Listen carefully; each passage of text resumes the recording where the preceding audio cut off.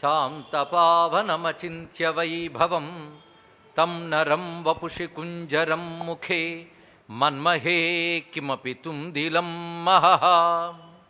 శరణం కరవాణి శర్మదం తే చరణం వాణి చరాచరోపజీవ్యం కరుణామసృణైః కటాక్షపాతైః కురు మాం అంబకృతార్థసార్థవాహం. శారదా శారదాంభోజవదనా వదనాంబుజే సర్వదా సర్వదాస్మాకం సన్నిధిః సన్నిధిం క్రియాత్. విమలపటీ కమలకుటీ పుస్తకరుద్రాక్ష శస్తహస్తపుటీ కామాక్షి పక్ష్మలాక్షి కలిత విపంచీ విభాసి వైరించి. వాగర్థావివ సంపృక్తౌ వాగర్థ ప్రతిపత్తయే జగతః పితరౌ వందే పార్వతీ పరమేశ్వరౌ. గురవే సర్వలోకానాం భిషజే భవరోగిణాం నిధయే సర్వవిద్యానాం దక్షిణామూర్తయే నమః. నారాయణ సమారంభాం వ్యాసశంకరమధ్యమాం అస్మదాచార్యపర్యంతాం వందే గురుపరంపరాం. నారాయణం నమస్కృత్య నరం చైవ నరోత్తమం దేవీం సరస్వతీం వ్యాసం తతో జయముదీరయేత్. యజ్ఞేశ అచ్యుత గోవింద మాధవ అనంత కేశవ కృష్ణ విష్ణో హృషీకేశ వాసుదేవ నమోస్తుతే. శ్రీమద్దక్షిణ కైలాసస్థితం జ్ఞానాంబికాపతిం భరద్వాజముఖారాజ్యం భక్తిగమ్యం భజామ్యహం. జ్ఞానప్రదాం జ్ఞానవల్లీం జ్ఞానవిద్యావిబోధినీం జ్ఞానాంబికాం హృదే ధ్యాయేత్ అజ్ఞానాంధస్య దీపికాం. శివాయ గురవే నమః. శివాయ గురవే నమః. శివాయ గురవే నమః. శ్రీమాత్రే నమః. శ్రీమాత్రే నమః. శ్రీమాత్రే నమః. శ్రీ విష్ణురూపాయ నమః శివాయ. శ్రీ విష్ణురూపాయ నమః శివాయ. శ్రీ విష్ణురూపాయ నమః శివాయ. శ్రీకాళహస్తీశ్వరాయ నమః. శ్రీ జ్ఞానప్రసూనాంబాయై నమః. భగవన్మయమైన సభా సదస్సుకు సవనీయ నమస్సులు సమర్పణ చేసుకుంటూ గత 2 రోజులుగా చెప్పుకొస్తున్న శ్రీ కాళహస్తీశ్వర వైభవం ఇవాళ పూర్ణాహుతిని పొందుతూ ఉన్నది. నిన్నటి రోజున వివిధ గ్రంథముల ఆధారంగా కాళహస్తిలో ఉన్న ప్రత్యేకతలు సంస్కృత మూల గ్రంథాల్లోంచి చెప్పుకున్నాం. అదేవిధంగా ధూర్జటి ఆవిష్కరించినటువంటి విషయములు కూడా ప్రస్తావన చేసుకుంటూ శ్రీకాళహస్తి ఈ 3 ఏ విధంగా పరమేశ్వరుని పొందేయో పరమేశ్వరుడు శ్రీకాళహస్తి ఈశ్వరుడు ఎలా అయ్యాడో నేను చెప్పుకున్నాం. శ్రీ అనగా సాలెపురుగు, కాళమనగా సర్పము, హస్తి అనగా ఏనుగు. ఈ 3ంటిని ముక్తినిచ్చిన విధానం ఇది త్రేతాయుగంలో జరిగిన అంశము అని పురాణములు మనకు చెప్తూ ఉన్నాయి. అలాంటి శ్రీకాళహస్తీశ్వర క్షేత్రానికి ఎన్నో పేర్లు శాస్త్రంలో చెప్పబడుతున్నాయి. గజారణ్యం అని మొదట దానికి ఉన్న పేరు, కానీ స్వామి వచ్చిన తర్వాత అది అమృతలింగ క్షేత్రము అయినది. భగవానుడు అమృతలింగంగా వచ్చాడు. దక్షిణామూర్తి క్షేత్రమైనది.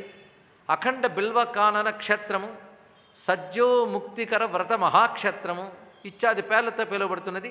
శివానందైక నిలయము అనే పేరు కూడా. ఇది అక్కడున్న కైలాస పర్వతం యొక్క పేరు శివానందైక నిలయం. అదేవిధంగా శ్రీకాళహస్తి అనేది తత్వపరంగా యోగపరంగా కూడా అన్వయించుకోవాల్సిన అవసరములు ఉన్నాయి. అది కూడా మనం క్రమంగా తెలుసుకుంటాం. తర్వాత వృత్తాంతంలో మనం కన్నప్ప కథ అత్యంత ప్రసిద్ధి చెంది ఉన్న కథ. అయితే అత్యంత ప్రసిద్ధి వల్ల వచ్చిన పొరపాట్లు ఏంటంటే అనేక కల్పనలు ఇందులో చేరి అసలు స్వరూపం తెలియకుండా పోయింది. కన్నప్ప కథకు మూలములు ఏమిటి అంటే శ్రీకాళహస్తి మాహాత్మ్యము అని చెప్పబడుతున్న గ్రంథములు ఏవైతే స్థల పురాణంలో వాటిలో ఉన్నాయి, మిగిలిన పురాణముల యందు ప్రస్తావన చేసబడింది. అదేవిధంగా ఉపమన్యువు రచించిన శివభక్త విలాసము అనే గ్రంథంలో ఈ కథ ఉన్నది. అక్కడ ఈయన పేరు ధీరుడు అని పెట్టారు. అంటే సంస్కృతంలో ఈయన పేరు ధీరుడు అనే గ్రంథం చెప్తున్నది. ఇలాగే శ్రీకాళహస్తి మాహాత్మ్య గ్రంథంలో కూడా కనబడుతున్నది. తమిళంలో కూడా ఈ సంబంధించిన కథని సెక్కిలారు పెరియ పురాణంలో రచించాడు. కానీ పెరియ పురాణంలో కూడా ఈ కథ ఉన్నది. ఇన్ని చెప్పడం ఎందుకంటే ఇవన్నీ పరిశీలించి అందులో ఏదుందో అదే రచించాడు ఈ మహానుభావుడు దుర్జటు కూడా. ఈ కథని కొంచెం ఏకాగ్రంగా వినవలసిన అవసరం ఉన్నది.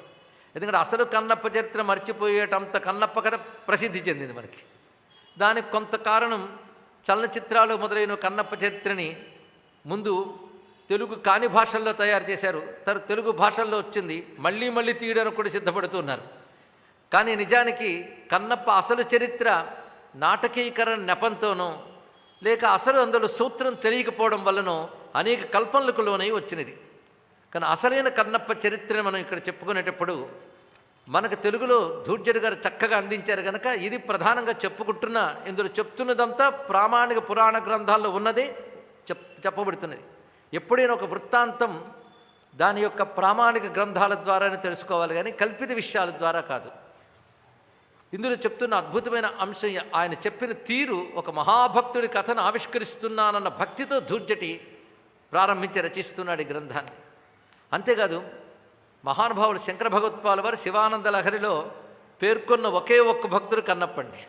మార్గావర్తిత పాదుకా పశుపతే రంగస్య కుర్చాయతే గండూషాంబు నిషేచనం పురరిపోర్ దివ్యాభిషేకాయతే కించిత్ భక్షిత మాంసశేష కబలం నవ్యోపహారాయతే భక్తి కిం న కరుత్యహో వనచరో భక్తావతంసాయతే అన్నాడు. భక్తి ఏదైనా చేస్తుంది. ఏం చేస్తుంది అంటే తోవలు నడిచి వచ్చిన పాదుక కూడా నిర్మాల్యం తీసే కూర్చవుతున్నది, ఎంగిలి నీరు కూడా అభిషేక జలమవుతున్నది, కొరికి ఇచ్చిన మాంసపు ముక్కలు కూడా నివేదనలు అయిపోతున్నాయి. భక్తి బోయవాణ్ణు కూడా మహాయోగిని చేసింది అంటూ శంకరులు భక్తి గొప్పతనాన్ని చెప్పారు. అంటే భక్తి అన్న దానికి జాతి రూప గుణ కులాది భేదములు లేవు అనేది మన గ్రంథములు చెప్తూనే ఉన్నాయి. అయితే భక్తిలో భేదం లేదు, కానీ భక్తి విధానాల్లో మాత్రం పద్ధతులు ఉంటాయి. ఇది తెలుసుకోవాల్సిన విషయం. అంతేగాని భక్తి విధానాల్లో అలాగే ఎందుకు ఉండాలి, ఇలాగే ఉండకూడదని వాదన చేసేవాళ్ళు భక్తి శబ్దానికి కూడా అర్హులు కారు. భక్తిలో వాదన కూడా ఉండదు. అది నిష్కపటమైన భక్తికి ఏ అడ్డు లేదు. భగవాన్ని నిష్కపటమైన భక్తిని మాత్రమే మెచ్చుకుంటాడు. అలాంటి నిష్కపట భక్తి ఎన్నో జన్మల పుణ్యం ఉంటే కానీ కలగదు. ఆ పుణ్యవాసనలు ఉండాలి. అలా పుణ్యవాసనల బలం ఉన్నవాడు ఎక్కడున్నా వాడిలో అది అంకురించి ఫలించి అద్భుతంగా సిద్ధినిస్తుంది అని చెప్తున్న కథ ఇది. అయితే ఈయన మహాభక్తుడుగా శంకర భగవత్పాలు వారి వంటి వారి చేతనే కీర్తింపడ్డమే కాకుండా మొత్తం 63 నయనార్లలో కన్నప్ప నయనారుగా ప్రసిద్ధి చెంది ఉన్నారు ఈయన. అంటే శివభక్తులు నయనార్లని భక్తులను కొలుచుకుంటారు. అందులో ఒక మహానుభావునిగా ఇన్ని కొలుచుకుంటున్నామంటే ఎటువంటి స్థితి అని, ఎక్కడ పుట్టారు ఏమిటో అనేది అనుక కావ్యంలో రాశాడు ధూర్జటి. అది ఒక బోయపల్లె, ఉడుమూరు అనే ప్రాంతం. అది పొత్తపినాడు అనేటువంటి చోటుకి సంబంధించినది. అలాంటి పొత్తపినాటిలో విపిన భూమి కిరాతుల కాటపట్టు లోకోత్తర వన్య వస్తు ఉడుమూరని పక్కన మప్పు తద్రమోదత్త మహత్వమద్భుత రసావగమోహమొనర్ప మేదిని భృత్తట నిర్జరాంబురగ బృంద మరంద సుగంధవాహమై అని పొత్తపినాడనే ప్రాంతంలో బోయవాళ్ళు ఉండేటువంటి ఒక పక్కణము, అంటే బోయపల్లిని పక్కణము అంటారు. ఆటవికులు మొదలైన వారు ఉన్న ప్రాంతం అది ఉడుమూరు అనే పేరుతో ప్రసిద్ధి చెంది ఉన్నది. ఆ బోయలకి రాజుగా నాథనాథుడు అనేవాడు ఉన్నాడు. ఆయన భార్య పేరు తందే.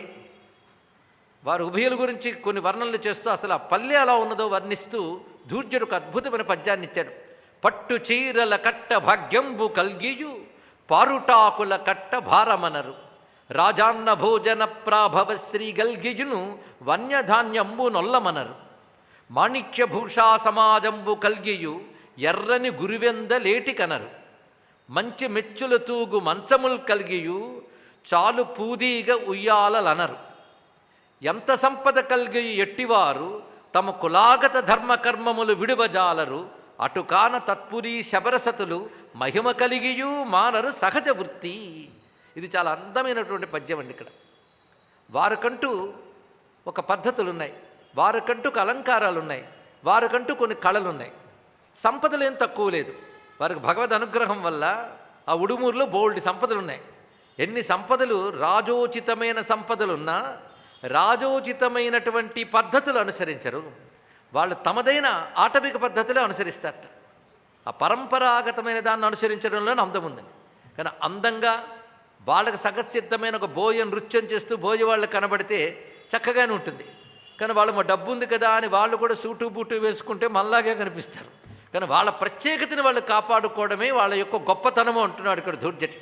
అందుకే జానపద కళలు, జానపద వస్త్ర వైఖరులు, జానపదుల ఆహార నియమాలు ఇవన్నీ కూడాను విశేషమైనవి. వాటి ప్రత్యేకత వాటుకుంటుంది.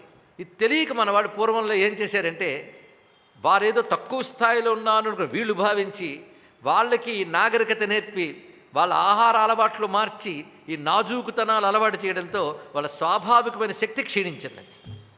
వారు అరణ్యాల్లో ఉంటూ దానికి తగ్గట్టు జీవిస్తూ వాళ్ళకి ఎంత జ్ఞానం ఉంటుందంటే, వాళ్ళకు చూపుతోనే ఏ మొక్క ఏ రోగం పోగొట్టగలదో వాళ్ళకి తెలుసు. అలాగే పైన నక్షత్రాలు చూస్తూనే ఏ నక్షత్రం ఏ పొజిషన్కి వస్తే ఏ బలం ఉంటుందో వాళ్ళకి తెలుసు.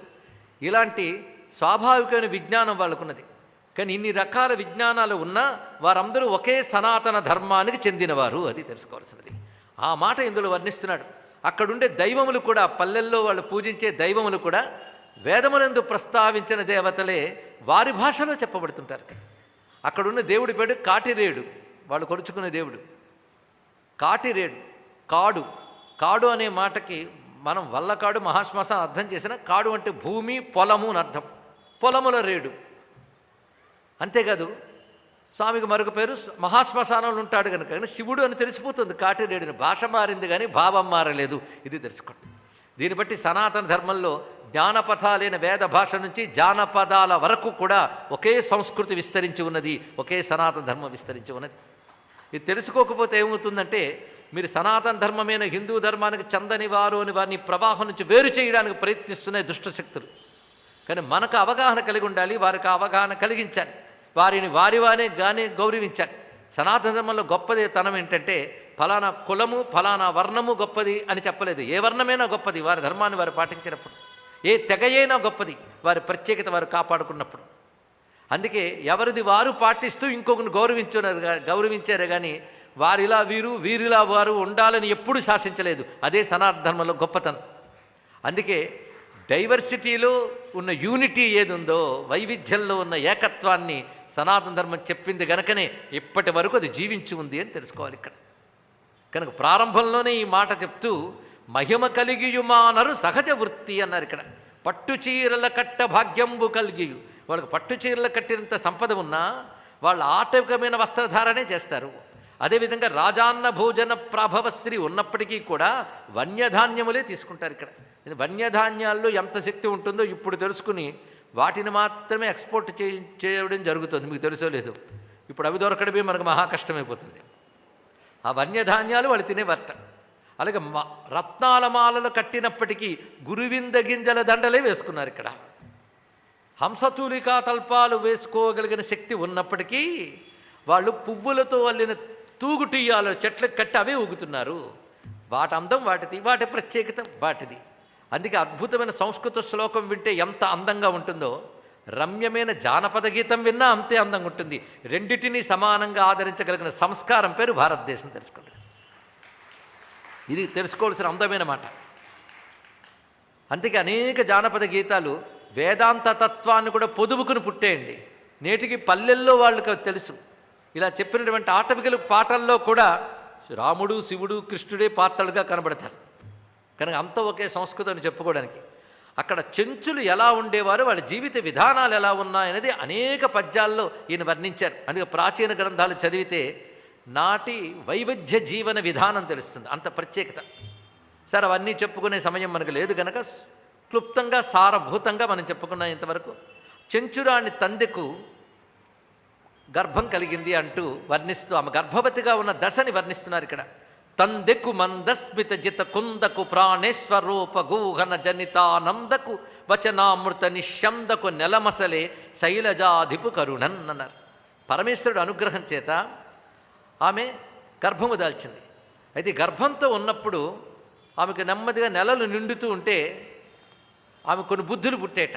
ఆ బుద్ధులు ఏమిటంటే వేటాడాలని బుద్ధి పుట్టింది ఆమెకి. వేటాడిన మాంసాన్ని తీసుకొచ్చి శివుడికి ఇవ్వాలనిపించిందిట. అంతేకాదు అక్కడ కురుస్తున్న జలాలను తీసుకొచ్చి నోటితో పట్టి అభిషేకం చేయాలనిపించిందిట. ఇవన్నీ కూడా పుట్టబోయేవాడి లక్షణాలు మాతృమూర్తి ద్వారా వ్యక్తమవుతున్నాయి అన్న భావాన్ని చూపించారు ఇక్కడ. పంచాననయక వ్యాఘ్రకోలాది మృగముల చంప కామించలేమ శైలోపకంఠ నిర్జర సైకతస్థలి శివుని దర్శింప కాంక్షించనబల. ఎప్పుడు ఆమెకు అక్కడ కొండల దగ్గర అక్కడున్న శివుడును ఎన్ని రూపాలతో శివుడున్నాడో వాటన్ని చూడాలనిపించేదిట. అంటే లోపలి వాడి లక్షణాలు ఆమెలు అభిరుచులుగా బయటకు వస్తున్నాయి. ఖండేందు శేఖరు గండూషితాంబుధారల మర్జనము సేయదలచి ఇంతి చవి అయిన ఘోణిమాంసంబు దొప్పల పెట్టె అభవన కర్పింప అతివగోరే. ఆమె అలాంటి కోరికలు కలుగుతున్నాయి. నేత్రనీలోత్పలంబుల నీలగడుని అర్చనము సేయ చింతించే అంబుజాక్షి. ఒక్కొక్కప్పుడు ఏమనిపించేందంటే కళ్ళు తీసి శివుడికి ఇచ్చేయాలనిపించేది. ఇలాగా గర్భగోళమునందున్న అర్భకునకు కలగుణంబులు తెలిపెడి కరణినప్పుడు. ఈ చెప్పడంలో గర్భవతికి దౌహృది అని పేరు మన సంస్కృతిలో ఉన్నది. డ్యూయల్ హార్ట్ అంటే లోపలున్నవాడి హృదయం కూడా ఆమె హృదయం ద్వారా వ్యక్తమవుతున్నది అని. ఇలాంటి వృత్తాంతాలు మనకి పరీక్షితుని గర్భంలో దాచుకున్న ఉత్తర ఇత్యాది కథల్లో కూడా పురాణాల్లో మనకు కనబడుతుంటుంది. మొత్తానికి నెలలు నిండి పుత్రుణ్ణి కన్నది. ఈయన భక్తవతంసుడు గనక ఆయన జననగాథను కూడా అందంగా వనిసిన ధూర్జటి. ఎలాంటి పుత్రుడు పుట్టాడు అంటే శుభముహూర్తమ్మున ఇభరాజగాముని శివభక్తి మునుపైన శిశువుగనియే. మొదటి మట్లని అద్భుతం చూపించాడు. ముందు కోపం పుట్టి తర్వాత వాడు పుట్టాడు అంటాడు ఎవడైనా కోపిష్టిని చూస్తే.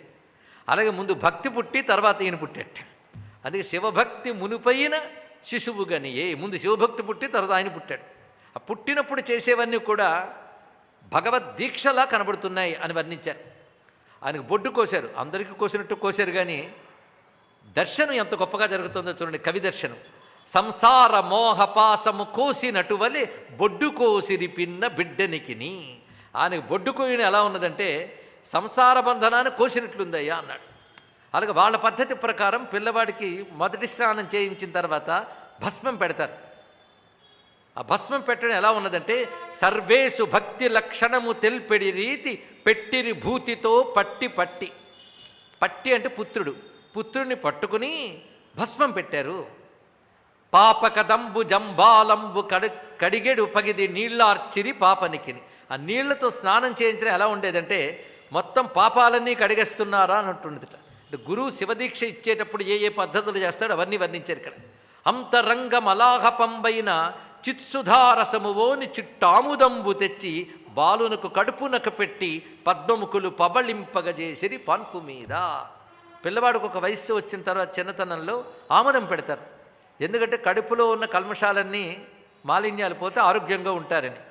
ఈయనకి ఆముదం పెట్టేప్పుడు ఎలా ఉన్నదంటే జీవుడికి గత జన్మల నుంచి ఉన్న పాపం సంపుటి అంతా కూడా తొలగిపోయేటువంటి జ్ఞానం ఇస్తున్నారా అన్నట్లుగా ఆముదం పెట్టారు అన్నాడు.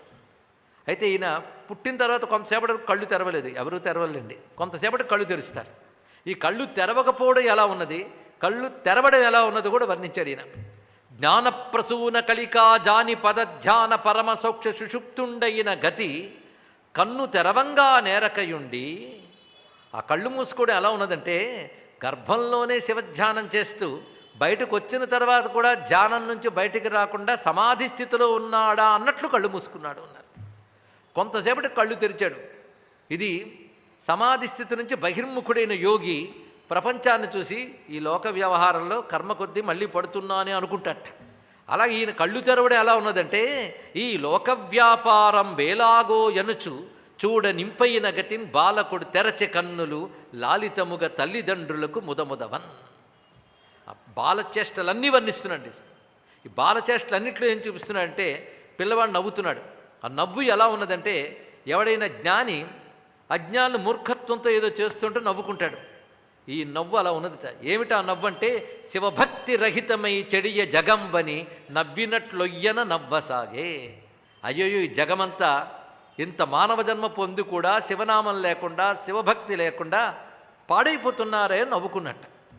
ధృతి మోహ బంధంబు తెగతన్ను గతి ముద్దుటడుగులెత్తి విదుల్చు కాడజొచ్చే.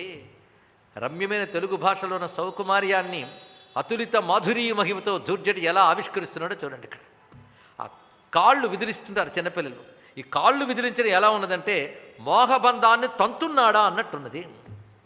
భవపరాన్ముఖుడైన పగది సత్వము గూడి పొత్తుల పాన్పుపై పొరలబడియే. పిల్లవాళ్ళు బోర్లా పడితే ఒక ఉత్సవం చేస్తారు. అలాగే ఈయన కూడా బోర్లా పడ్డాడు.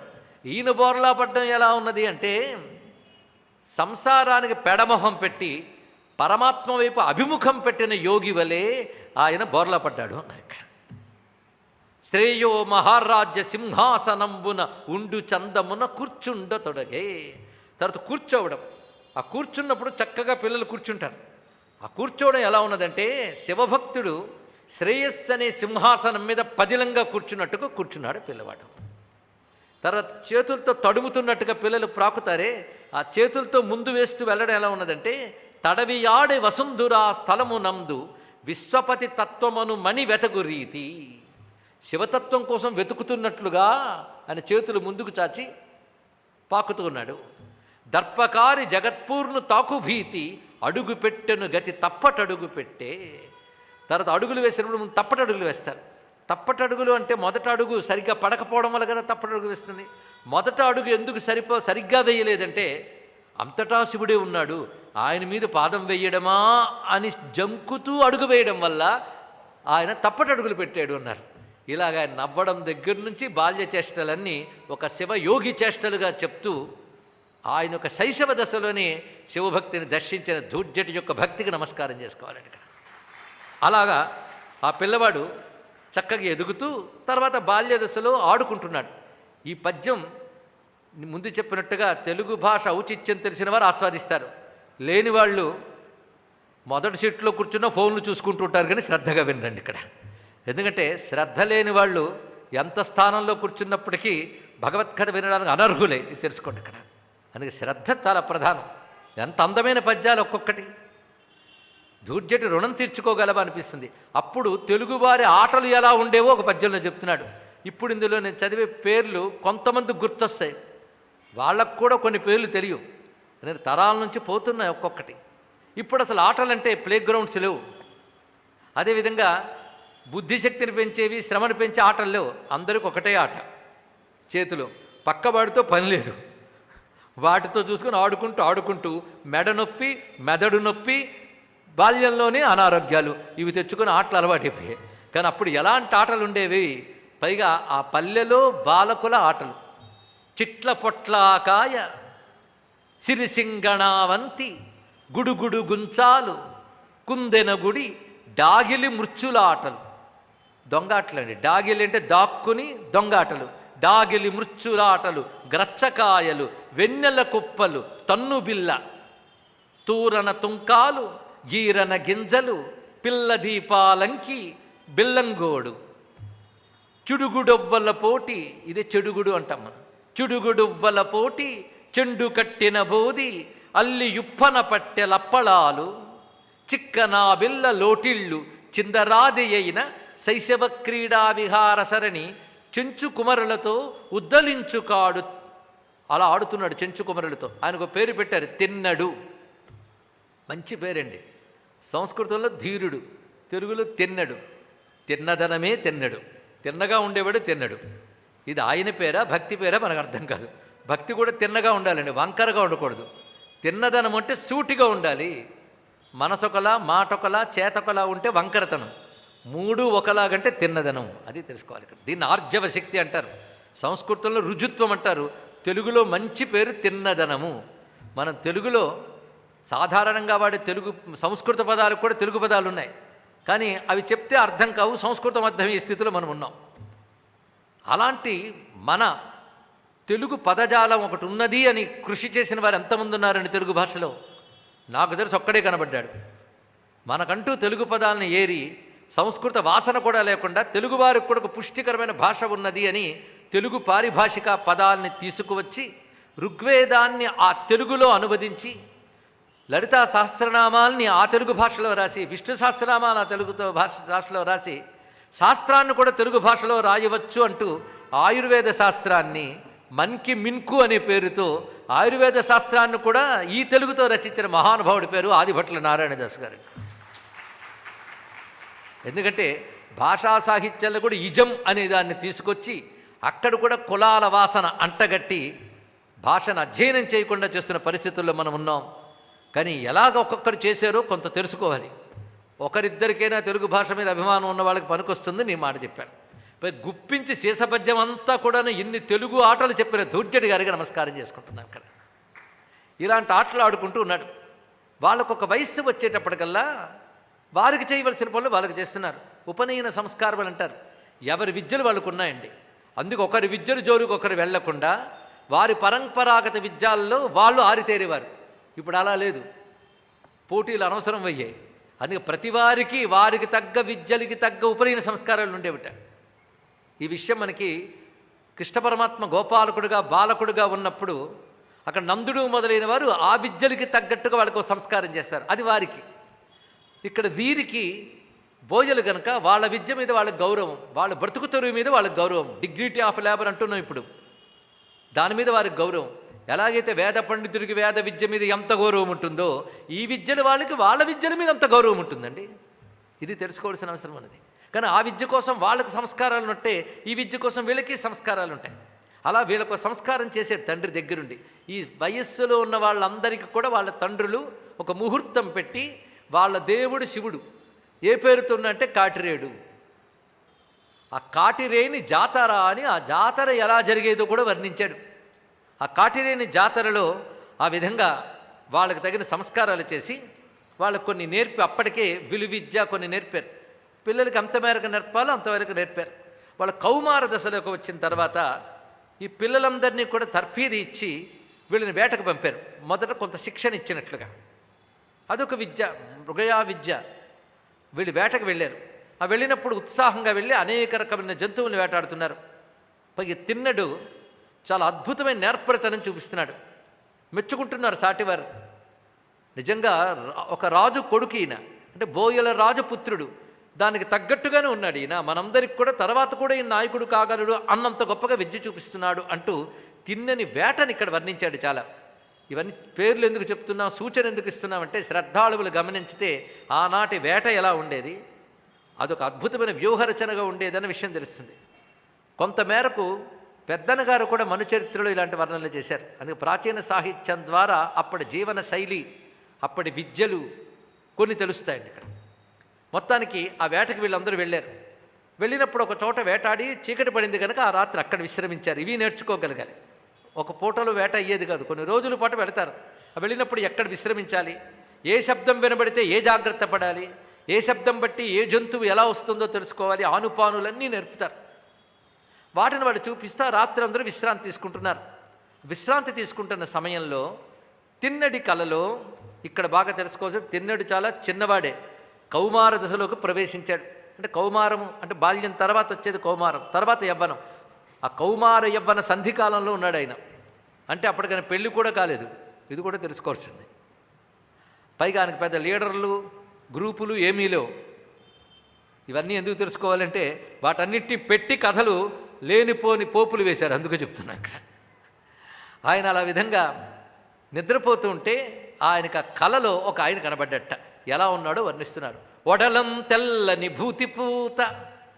ఎందుకంటే పిల్లవాడు కనుక దేవతా స్వరూపాలు పెద్ద ఏం తెలియదు, ఆయనకి ఎలా తెలియదో మనకు కూడా అలాగే తెలియనట్టు వర్ణించాడు ఈయన. ఒడలం తెల్లని భూతిపూత తెలిసిపోతుందిగా తెలుగులోనే. వడలు అంటే శరీరం, శరీరంలో భూతిపూత. పులితోలు వడ్డాణము, అల్లాడు కెంజడలు, ఆత్మైక విచార నిశ్చల దృగబ్జాతంబు. పరమేశ్వరుడు అరగమోట్పు కనులతో ఉంటాడట. ఎందుకంటే అంతర్ముఖ దృష్టికి సంకేతంగా అలా ఉన్నది. అది ఆత్మైక విచార నిశ్చల దృగబ్జాతంబు. అచ్చయిన కచ్చడం అంశంబున, ఆ పైన ఒక చర్మం ఉత్తరీయంగా వేసుకున్నాడు. రుండమాల గళ దేశస్థానవున్గ్రాలగా, ఒకానొక పుర్రెల దండని వేసుకున్నాడు మెడలో. అలా ఒడయుండొక్కరుడు, ఒడయుడు అంటే ప్రభువు, ఒక ప్రభువు ఒక్కరుడు అక్కుమారు కలలో ఉజ్జత్కృపామూర్తి అయి ఇలా భస్మధారణ చేసి చర్మాంబరధారి అయి అంతర్ముఖ దృష్టి కలిగి ఉన్నాడా అన్న చూపులతో కూడినవాడే పుర్రెల దండ వేసుకున్న ఒకానొక స్వామి స్వప్నంలో కనబడ్డాడు. ఒకానొక స్వామి, ఆ ఒకానొక కూడా మనకు తెలిసిపోయింది. ఆ పిల్లవాడికి కనబడి అంటున్నాడు, బాలక ఇచ్చట శిలావటమూలంబున కొండదండ మొగలేటి ధరిన్ శైలసుతాపతి భక్తుల పాలిటి పెన్నిధి వసించు భక్తి కొలువుమి. ఆయన అన్నమాట ఇదే. ఇక్కడ కొంత దూరంలో వటవృక్షాలు కొన్ని ఉన్నాయి. ఆ వటవృక్ష వన మధ్యంలో ఒక చెట్టు కింద కొండదండ మొగలేటి ధరిన్, అక్కడ కొండ ఉంటుంది, దాని దగ్గర మొగలేరు అని ఒక నది ప్రవహిస్తూ ఉంటుంది. దాని ఒడ్డున శివుడున్నాడు, ఆయన్ను కొలుచుకో అని చెప్పాను. అంతర్ధానమైపోయాడు అని అంతర్ధానము చేసిన తిన్నడు అదిరిపడుచు శీఘ్రంబున మేల్కని నలుదిక్కులు వెదకుచు. ఆ కల రాగానే మేల్కొన్నాడు. మేల్కొని ఎవరు నాకు స్వప్నంలో చెప్పారని చుట్టూ ఒకసారి చూసి ఇది కళ నిజమా అని ఆలోచనలో పడ్డాడు. అలా అనుకోవడం ఆలస్యం, ఆయన ఎదురుగా ఒక అడవి పంది ఆ రాత్రి కనబడిందండి. వెంటనే అడవి పంది కనబడగానే వీళ్ళ వేటగాడు ఉత్సాహం మేల్కొంది. కల విషయం మర్చిపోయాడు. ఆ అడవి పందిని ఎలాగైనా పట్టుకోవాలి. పైగా ఇప్పుడు వేటాడినప్పుడు అనేక రకం చూశాను, కానీ ఇలాంటి అడవి పందిని ఎక్కడ చూడలేదు. ఇది ప్రత్యేకమైన అడవి పంది, ఎందుకంటే ఈయన కోసం ప్రత్యేకంగా సృష్టింపబడ్డ అడవి పంది కనుక అది చూసి ఎలాగైనా దీన్ని వేటాడాలి అని దాని వెనకాల పడ్డాడు. అది మహావేగంతో పరిగెత్తడం మొదలుపెట్టింది. ఈయన మహావేగంతో వెళుతున్నాడు. అది ఈయన చూస్తుండే ఒక చోట ఆగింది కదా అని బాణం వేయబోతే మళ్ళీ పరిగెత్తింది. ఈయన బాణం గురి చూసినప్పుడల్లా దిక్కు మార్చుకుంటూ తిరుగుతోంది. దాని తెలివితేటలు దానివి. అలా తిరుగుతుంటే జవమొప్పన్ వెను వెంట నంటి తరుమన్ సంవర్ధిత శ్రాంతి నుద్దవడిన్, అలా వెనువెంట వెళుతుంటే అది ఇంకా పరిగెత్తలేక అలసిపోయినట్లుగా నిలబడేదట. పారగలేని చందమున చెంతం జేరగా నిలిచి ఏయ విచారించిన దూటి దాటుకుని, బాణం వేద్దామనుకోగానే గురి దాటేసి తన నాశాసలం త్రిప్పి అన్ని దిక్కులు తిప్పి తిప్పి తిప్పి తీసుకెళ్ళిందిట. ఇది ఎలా ఉన్నది అంటే వెనకాల బాణం ఉందా ఎవడున్నాడా అని గమనించి కూడా తన ఇచ్ఛానుసారం తిరుగుతున్నట్టు వెళ్ళింది. ఇది ఎలా ఉన్నదంటే పాస విముక్తుండగు యోగి భావన ఎదుర్ఛావృత్తి వర్చించుచున్. ఏ పాసం లేనివాడు ఇష్టానుసారం తిరుగుతాడు అంటే వాడు ఇల్లు పట్టు ఏమి ఉండదు కనుక తిరుగుతాడు. అలా తిరుగుతుందట. ఆ సూచన ఇవ్వడంలోనే ఎంత అందంగా ఉన్నదో. అలా వెళుతూ ఉంటే ఆయన వెంట వెళుతున్నాడు. చాలా దూరం తెచ్చి ఆ పంది మాయమైపోయింది. అప్పుడు చూశాడు, ఇదేమిటి పంది ఏమిటి ఇదేమిటి అనుకున్నాడు. ఆయనకే అలసట్లేదు, మంచి యువకుడు.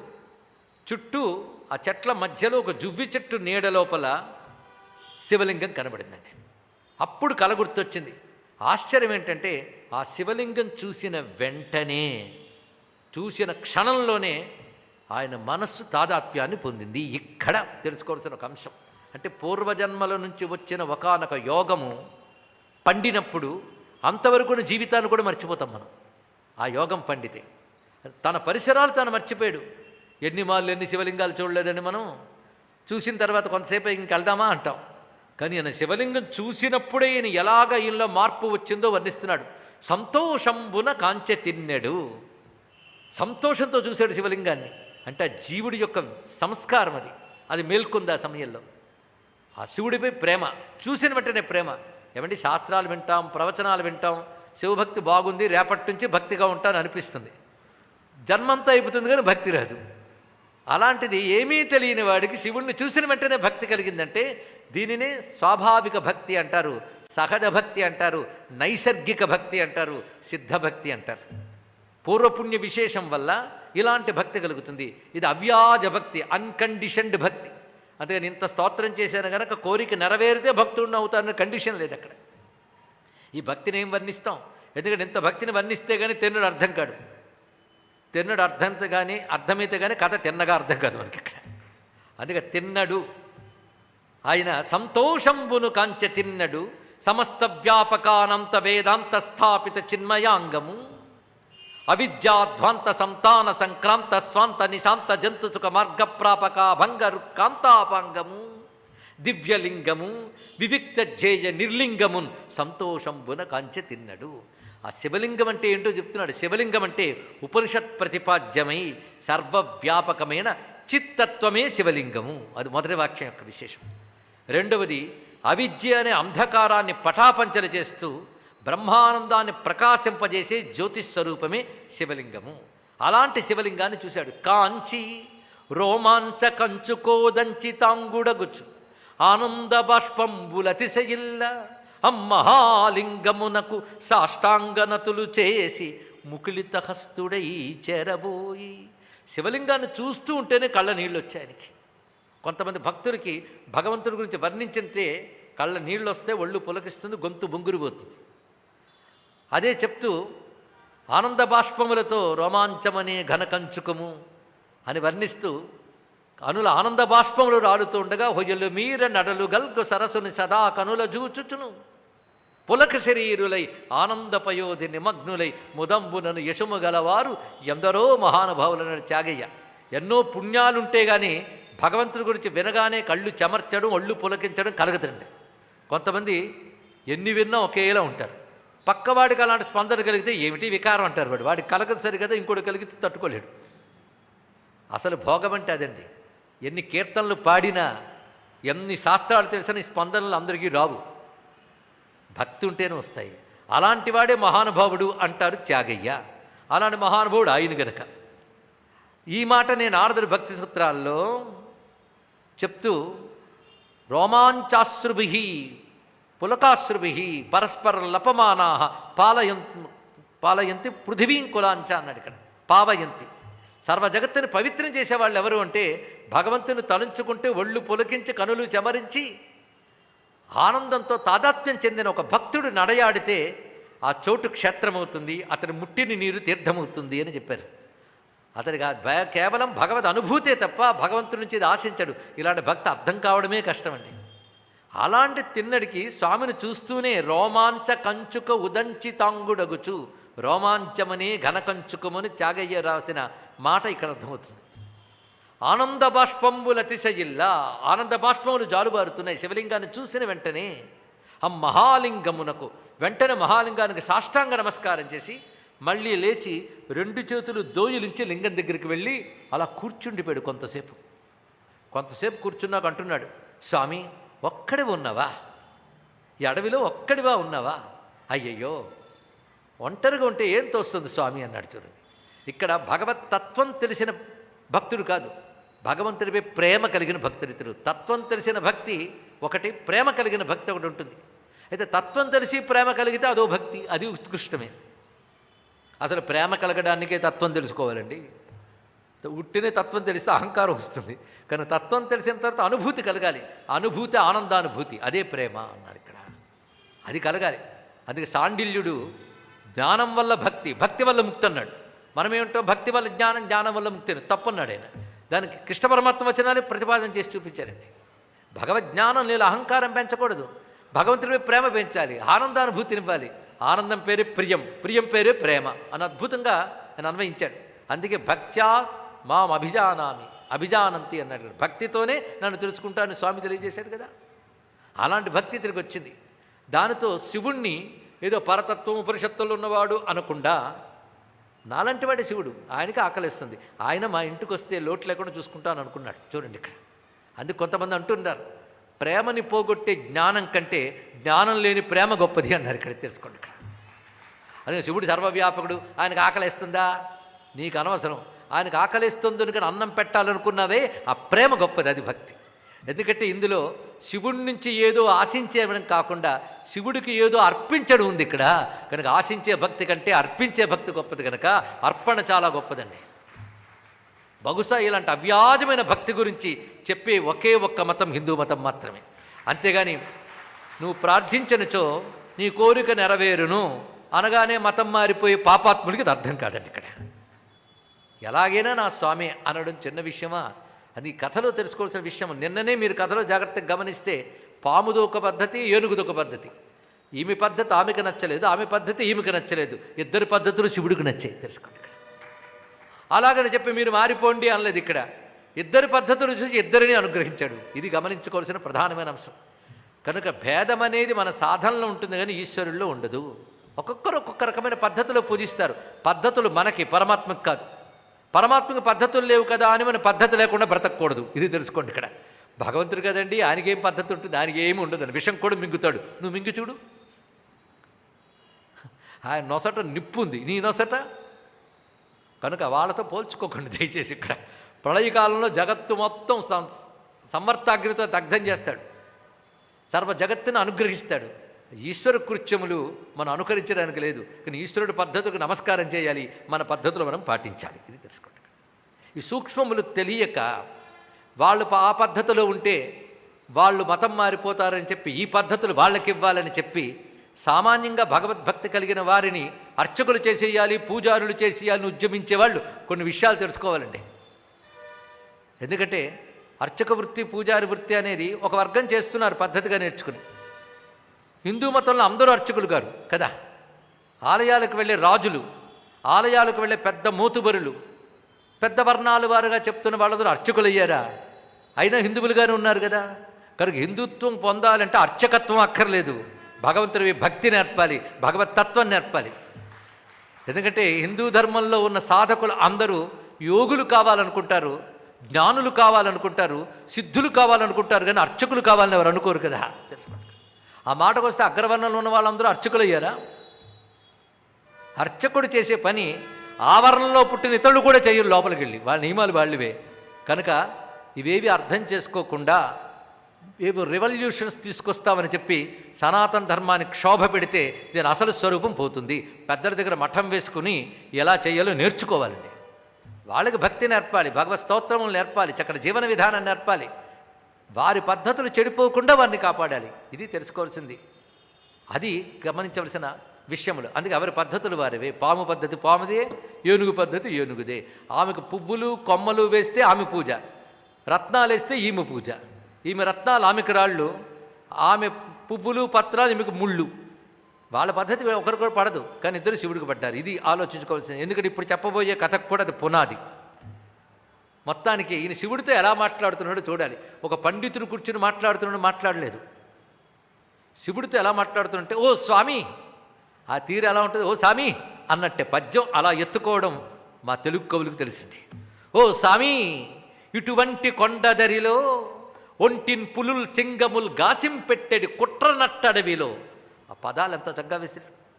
ఇటువంటి కొండదరిలో, ఇలాంటి కొండ పక్కన ఒంటిన్ పులుల్ సింగముల్ గాసింపెట్టెడి కుట్ర నట్టడవిలో కల్ జువ్వి క్రీనీడ ఏ ఆసన్ కట్టితి వేటుగడ్డనిలు. ఇలాంటి చోట, ఎవరూ లేని చోట, పులులు సింహాలు తిరిగే చోట ఏ ఆశతో ఇల్లు కట్టేవయ్యా? ఏటి గడ్డ ఇల్లు, ఏటి ఒడ్డున ఇల్లు ఎలా కట్టుకున్నావయ్యా? నీ వాకున్నచో కూడి నీళ్లు ఏ చుట్టంబులు తెచ్చి పెట్టెదరు. నీకు ఆకలిస్తే ఏ చుట్టం తెస్తాడయ్యా కూడు నీరు? నీకెందేటికే లింగమా, నీకెందుకు ఇక్కడున్నావు? నువ్వు మా ఊరొచ్చి, ఎంత ప్రేమగా పిలుస్తున్నాడు, మా ఊరొచ్చి, అక్కడ నీకు కావలసినవి ఉంటాయి. పైగా నేను పూనుకుంటాను, మా వాళ్ళందరూ జాగ్రత్త పడతారు. నీకోసం మేము అడవుల్లో తిరిగి మంచి మంచి మాంసాలు తెస్తాం. అంటే వాళ్ళు ఏం తింటారో అదేనండి. ఇక్కడ అమాయక భక్తి, వాళ్ళు ఏం తింటారో అదేని తెలుసుకుని మనం మాంసాలు పట్టుకెళ్ళి కాశీ విశ్వనాథ్ పెడదామంటే తప్పు మళ్ళీ. ఎందుకంటే నీకు తెలిసిన అహంకారం, వీడికి తెలియని అమాయకత్వం, రెండింటికి తేడా. ఇక్కడ అమాయకంగా తనలాంటి వాడే శివుడు అనుకున్నాడు. అది యశోద అనుకోలేదు. ఈ పిల్లాడు నేను కట్టేస్తే కట్టబడతాడు, కొడితే ఏడుస్తాడు అనుకుంది. పరతత్వమేనా? అలా అనుకున్న భక్తి ఆమెది, దానికి అనుగ్రహించాడు పరమాత్మ. అందుకే కొండల కానలం తిరిగి క్రొవ్విన పందుల లేళ్ల దుప్పులను చెండిన పెక్కు చందముల చిన్నక పెద్దక కారు కమ్మగా వండుదురు. నేను అక్కడ తీసుకొస్తే మేము మంచి మాంసాలు పెడతాం. అడవి పంది మాంసాలు, లేడి మాంసాలు, లేళ్ల మాంసాలు, దుప్పి మాంసాలు, ఇలా రకరకాలు పెడదాం. అలా వండేవాళ్ళు ఉన్నారు, చాలా గొప్పగా వండుతారు సుమా. ఓ లింగమా. అంతేకాదు, మంచి బియ్యాలు దొరుకుతాయి మా దగ్గర. ఎన్ని రకాల ధాన్యాలు దొరికేవో మన వేదం వర్ణించేదండి. ఒక ఆయన చెప్పాడు 1400 వెరైటీస్ ఆఫ్ ధాన్యాలు ఉన్నాయట. మనకు తెలియదు. మన సత్తువుని పీకేసే వైట్ రైస్ తప్ప మనకు తెలియదు. ఎన్ని రకాలు వర్ణించారో ఇందులో పద్యంలో చెప్తున్నాడు. ఓ లింగమా, నిన్ను ఇవ్వరి ప్రాలును, ఒడిపిళ్ళు, కునుకు ప్రాలును, వెదురుం ప్రాలును, సవరపు మెకముల పాలును. ప్రాలు అంటే బియ్యం. ఇన్ని రకాల బియ్యంతో మంచి జంతువుల పాడితో కలికి అచ్చట నీకు పాయసమునుకును. పాయసం వండి పెడతాం సుమా. ఇక తేనెలు మా దగ్గర చాలా దొరుకుతాయి. పుట్ట తేనెయ, పెరతేనె, పుట్ట జున్ను దొర్ర తేనెయ కలవు అందు తోచి తోచి, అలాంటివన్నీ తీసుకొచ్చి నీకు ఇస్తాను. ఆ తేనెలు పెట్టి ఇస్తాను. పళ్ళు కూడా మా దగ్గర బాగా దొరుకుతాయి. నేరేడు పండులు, నెలయుట్టి పండులు, కొండమామిడి పండ్లు, దొండ పండ్లు, బాల పండులు, నెమ్మి పండులు, బరివంక పండులు, చిటిముటి పండ్లు, కలివి పండులు, తొడివంద పండ్లు, దుమ్మికి పండ్లు, జాన పండలు, గంగరేగు పండ్లు, వెలగు పండులు, పుల్ల వెలగు పండులు, మవి పండ్లు, అంకెన పండ్లు, బలున పండ్లు, బీర పండ్లును, పిచ్చుక బీర పండ్లు, కొమ్మి పండ్లు, ఈత పండ్లును, గొంజి పండ్లు, మేడి పండ్లును మొదలుగా కూడి మాడి చెంచెతలు తెత్తు రిత్తు విచ్చేయుమయ్యా. మా చెంచెతలు తీసుకొచ్చిస్తారు ఆ పళ్ళన్నీ కూడా. ఎన్ని రకాల ఆశలు చూపిస్తున్నాడు. అసలు ఏమీ లేకపోతే ఏం తోస్తుందయ్యా? కొంతమంది అంటున్నారు ఎవ్వరూ పలకరించే వాళ్ళకపోతే ప్రశాంతంగా ఉండొచ్చని. కొన్నాళ్ళకు పిచ్చి పట్టి మానసిక రోగి అవుతాం. ఎక్కువ మంది గుమికూడారు అనుకోండి, మరో రోగి అవుతాం. అందుకే రెండు చికాకే. ఎక్కువ మంది కూడినా చికాకే, ఎవరు కూడకపోయినా చికాకే. కనుక సత్సంగం అన్నిటికంటే మంచిది అంటారు.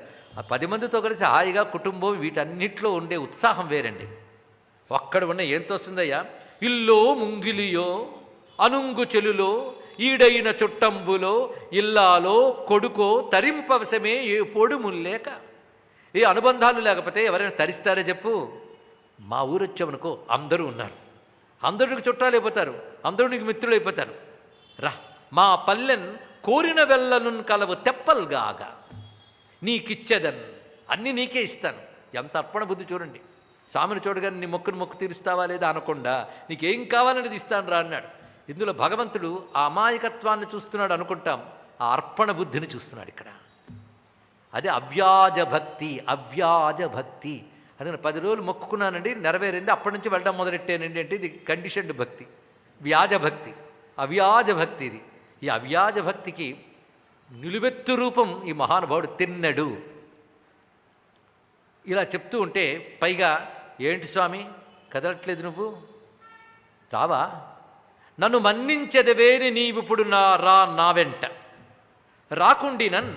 ఒకవేళ రాలేదనుకో, నా దారి నేను పోతాను అనకుండా, ఒకవేళ నువ్వు రాకపోతే ఏమో నువ్వు కొత్తగా చెప్పగానే వెంటనే వచ్చి ఇవ్వడానికి నువ్వు మొహమాట ఉందేమో, నువ్వు వచ్చే వరకు నేను ఇక్కడే ఉంటానన్నాడు. అది గొప్ప విషయం ఇక్కడ. అందుకే రాకుండినన్ నిన్నునే బాసి చనంగనోప ఇచట నీతోడిదే లోకమై మనువాడన్ కనువాడ నీ కరుణ. ఏం మాటలు! నీతోడిదే లోకమే భక్తి అంటే అది భగవంతుడితో లోకమే భక్తి. మనకు చాలా లోకాలు ఉన్నాయి. ఆగ్ర భగవంతుడు పూజ చేస్తున్నప్పుడు ఆ లోకమే మనస్సులోకి వస్తుంది మనకి. కానీ భగవంతుడే లోకమయ్యే స్థితి అంత గొప్పగా ఉంటుందండి. సారూప్యం తవ పూజనే శివమహాదేవేతి సంకీర్తనే సాలోక్యం అన్నట్టుగా భగవంతుడే లోకమైపోవాలి. లోకం అయిపోయింది దీనికి. ఈయన ఉపన్యాసాలు వినకుండా కలిగింది దీనికి భక్తి. కనుక నీతోడిదే లోకమై మనువాడన్ కనువాడ నీ కరుణ. నీతోడిదే లోకంతో ఉంటాను, నీ దయ పొందుతాను, నువ్వు వచ్చే వరకు ఇక్కడ ఉంటాను. నీ మౌనంబు చిత్తంబు వచ్చినచో మానుదు గాని. ఇప్పుడు మౌనంగా ఉన్నా సమాధానం చెప్పట్లేదు. నీ ఇష్టం వచ్చినప్పుడు మౌనం బదులు నిన్నెందుకు ఇబ్బంది పెట్టడం? నిన్నిప్పుడు కస్తింబెట్ట నాకేటికిన్. ఇవన్నీ తెలుగు మాట్లాడు. కస్తింబెట్ట, నిన్ను ఇబ్బంది పెట్టడం నాకెందుకు చెప్పు? కనుక నిన్ను మరి ఇబ్బంది పెట్టను, రమ్మని బలవంత పెట్టను. నువ్వే లోకంగా ఇక్కడ ఉంటాను, నువ్వు ఇష్టం వచ్చినప్పుడు రా, రాకపోయినా ఏమన్నా నేనుంటాను నీకోసం ఇక్కడ, నిన్ను చూసుకుంటాను అని ఆ మహాదేవుని ఉడుమూరికి రమ్మను ప్రార్థించినా పలుకకుండినా. ఈయనెంత పిలుస్తున్నా ఆయన పలకలేదు. అప్పుడు సరే ఆయన అక్కడ మఠం వేసుకుని ఆ శివలింగాన్ని అలా చూస్తూ ఉన్నట్టండి. ఆ ఏకాగ్రత కుదరడం ఎంత కష్టమండి. 2 నిమిషాలు జపానికి కూర్చుని 200 సార్లు కళ్ళు తెరుస్తాం, అవునా లేదా? ఆ ఏకాగ్రత కుదరడం మహా కష్టం. ఆ శివలింగంని అలాగే చూస్తున్నట్టు. ఒక మూర్తిని కానీ నిశ్చలంగా చూస్తే అది త్రోటక ధ్యానమునకు సిద్ధినిస్తుందండి. ఇది తెలుసుకోవాల్సింది. ఆ లింగాన్ని ఎలా చూస్తున్నాడు అంటే ప్రేమగా చూస్తున్నాడు ఆయన. ఏకాగ్రత ఒక్కటే సరిపోదండి, ప్రేమ ఉండాలి. ఆ ప్రేమ అన్నిటికొకటే గొప్పది. కానీ యోగముల కంటే, కర్మల కంటే, తపస్సుల కంటే, జ్ఞానాల కంటే, జపాల కంటే నేనున్నానన్న నమ్మకంతో నాపైన ప్రేమ చూపిస్తాడే అదే నాకు ఇష్టమని శివుడే చెప్పాడు. తెలుసా మీకు? నకర్మణ న తపస న జపై న సమాధిభి శ్రద్ధామయ్యస్తి చేత్పుంసాం ఏనకేనాపి హేతున వశ్యస్పృశ్యశ్చ దృశ్యశ్చ పూజ్య సంభాష్య ఏవత అని శివపురాణంలో అమ్మవారికి ఆయనే చెప్తున్నాడు. ఇక్కడ నా కర్మణ, నేను పెద్ద పెద్ద కర్మలు యజ్ఞయాగాలు మండల దీక్షలు వీడు దొరకను. నా తపస, తపస్సులు దొరకను. నా జపై, జపాలకు దొరకను. నా సమాధిభి, ధ్యాన సమాధి దొరకను. ఏదో కారణం చేత నాపై శ్రద్ధ కలిగి ఉంటే అలాంటి భక్తుడు నన్ను చూడగలడు, నన్ను లొంగదీసుకోగలడు, నన్ను ముట్టుకోగలడు, నాతో మాట్లాడగలడు అని చెప్పాడు. వశ్య స్పృశ్యశ్చ దృశ్యశ్చ పూజ్య సంభాష్యేవచ. ఇది శివుడిచ్చిన మాట, మనం నిలబెట్టుకోవాలిగా. వశ్య లొంగిపోతాను, దృశ్య కనబడతాను, స్పృశ్య వాడు నన్ను తాకవచ్చు, పూజ్య వాడి పూజ నేను పొందుతాను, సంభాష్యేవచ వాడితో మాట్లాడతాను నేను అని చెప్పాడే. ఏదుంటే శ్రద్ధ. అందుకే ఎన్నైనా ఇస్తాడు కానీ అది ఇవ్వడండి భగవంతుడు. అది ఇచ్చాడే ముక్తి గ్యారంటీ.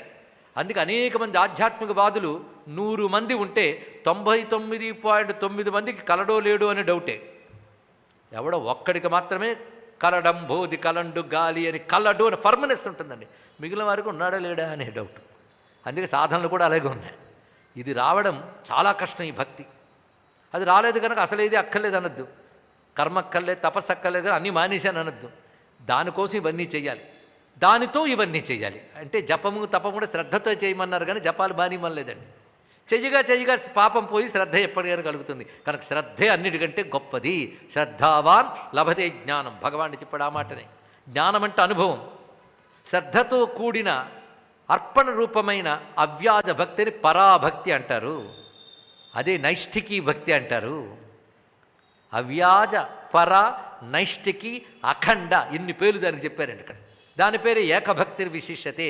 అది ఉత్తమ ఉత్కృష్ట భక్తి. దీన్ని సిద్ధభక్తి అంటారు. అనేక జన్మల సాధన వల్ల ఒక్కసారే కొందరు ఉద్బుద్ధమవుతుంది. ఈ జన్మలో సాధన బాగా చేస్తే జన్మ చివరి లోపలైనా కొందరు కలుగుతుంది. అందుకే సాధన భక్తికి ఫలితం ఈ సిద్ధభక్తి. ఆ భక్తి సహజంగా కలిగింది. కలగడం చేత స్వామిని చూసి ఎలా అయిపోయాడంటే అందులోని తాదాత్మ్యం చెందిపోయాడు. ఆ తాదాత్మ్యంతో అలా ఉండిపోయాడు. మహాత్ముడు ధ్యాన సమాధిలో కొంతసేపు ఉంటారట. ఏ సాధన చేసాడండి ఈయన సమాధి స్థితిని పొందాడు? స్వామిని చూస్తూ అలా ఉండిపోయాడు. ఎలాగంటే సంపెగ తావి భృంగిన భృంగంబు తెరంగున ఉన్న అవసరంబున అన్నారు. తుమ్మిద ఎక్కడికి తిరిగినా మకరందం తీసుకొచ్చేస్తుందట.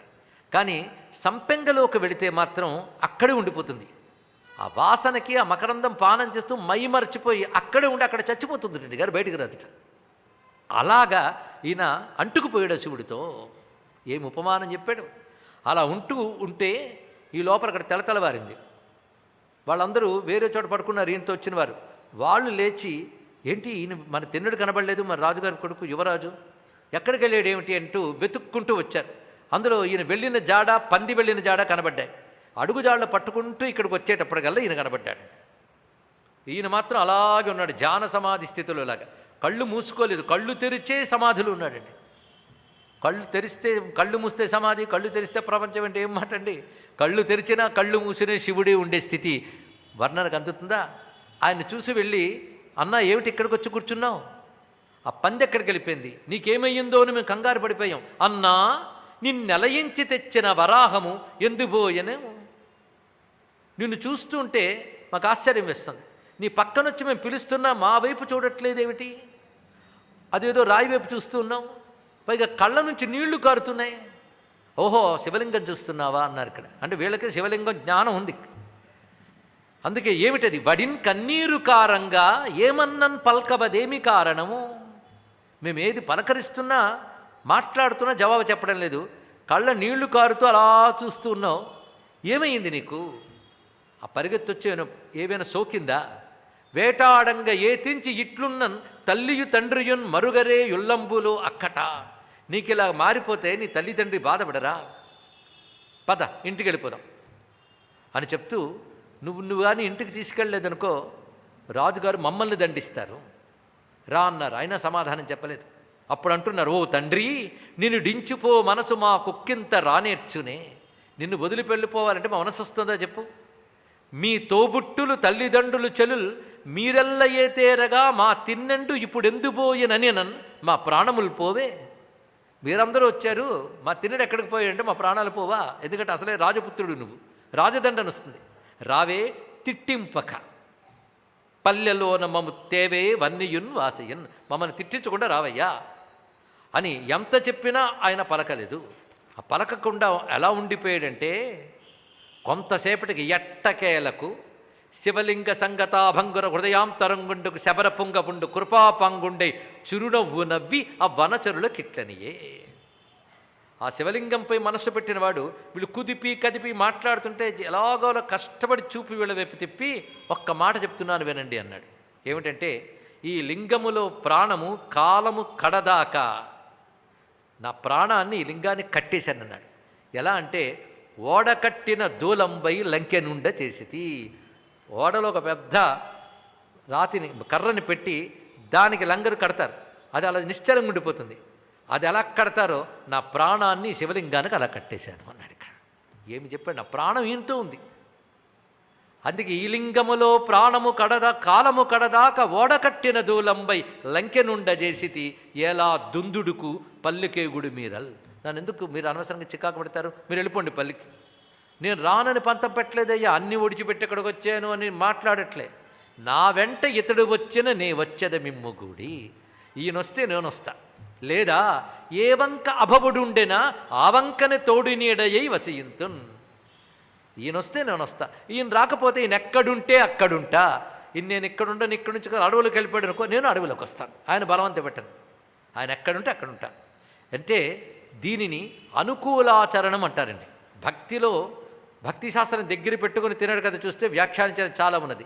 తత్సుఖ సుఖిత్వం. తత్సుఖ సుఖిత్వం అంటే భగవంతుడు సుఖంగా ఉంటే చాలు, అదే మనకు సుఖం అనుకోవడం తత్సుఖ సుఖిత్వం. అందుకే నా సుఖం కోసం భగవంతుడిని తీసుకొస్తాననకుండా ఆయనకి ఏది సుఖమో అదే.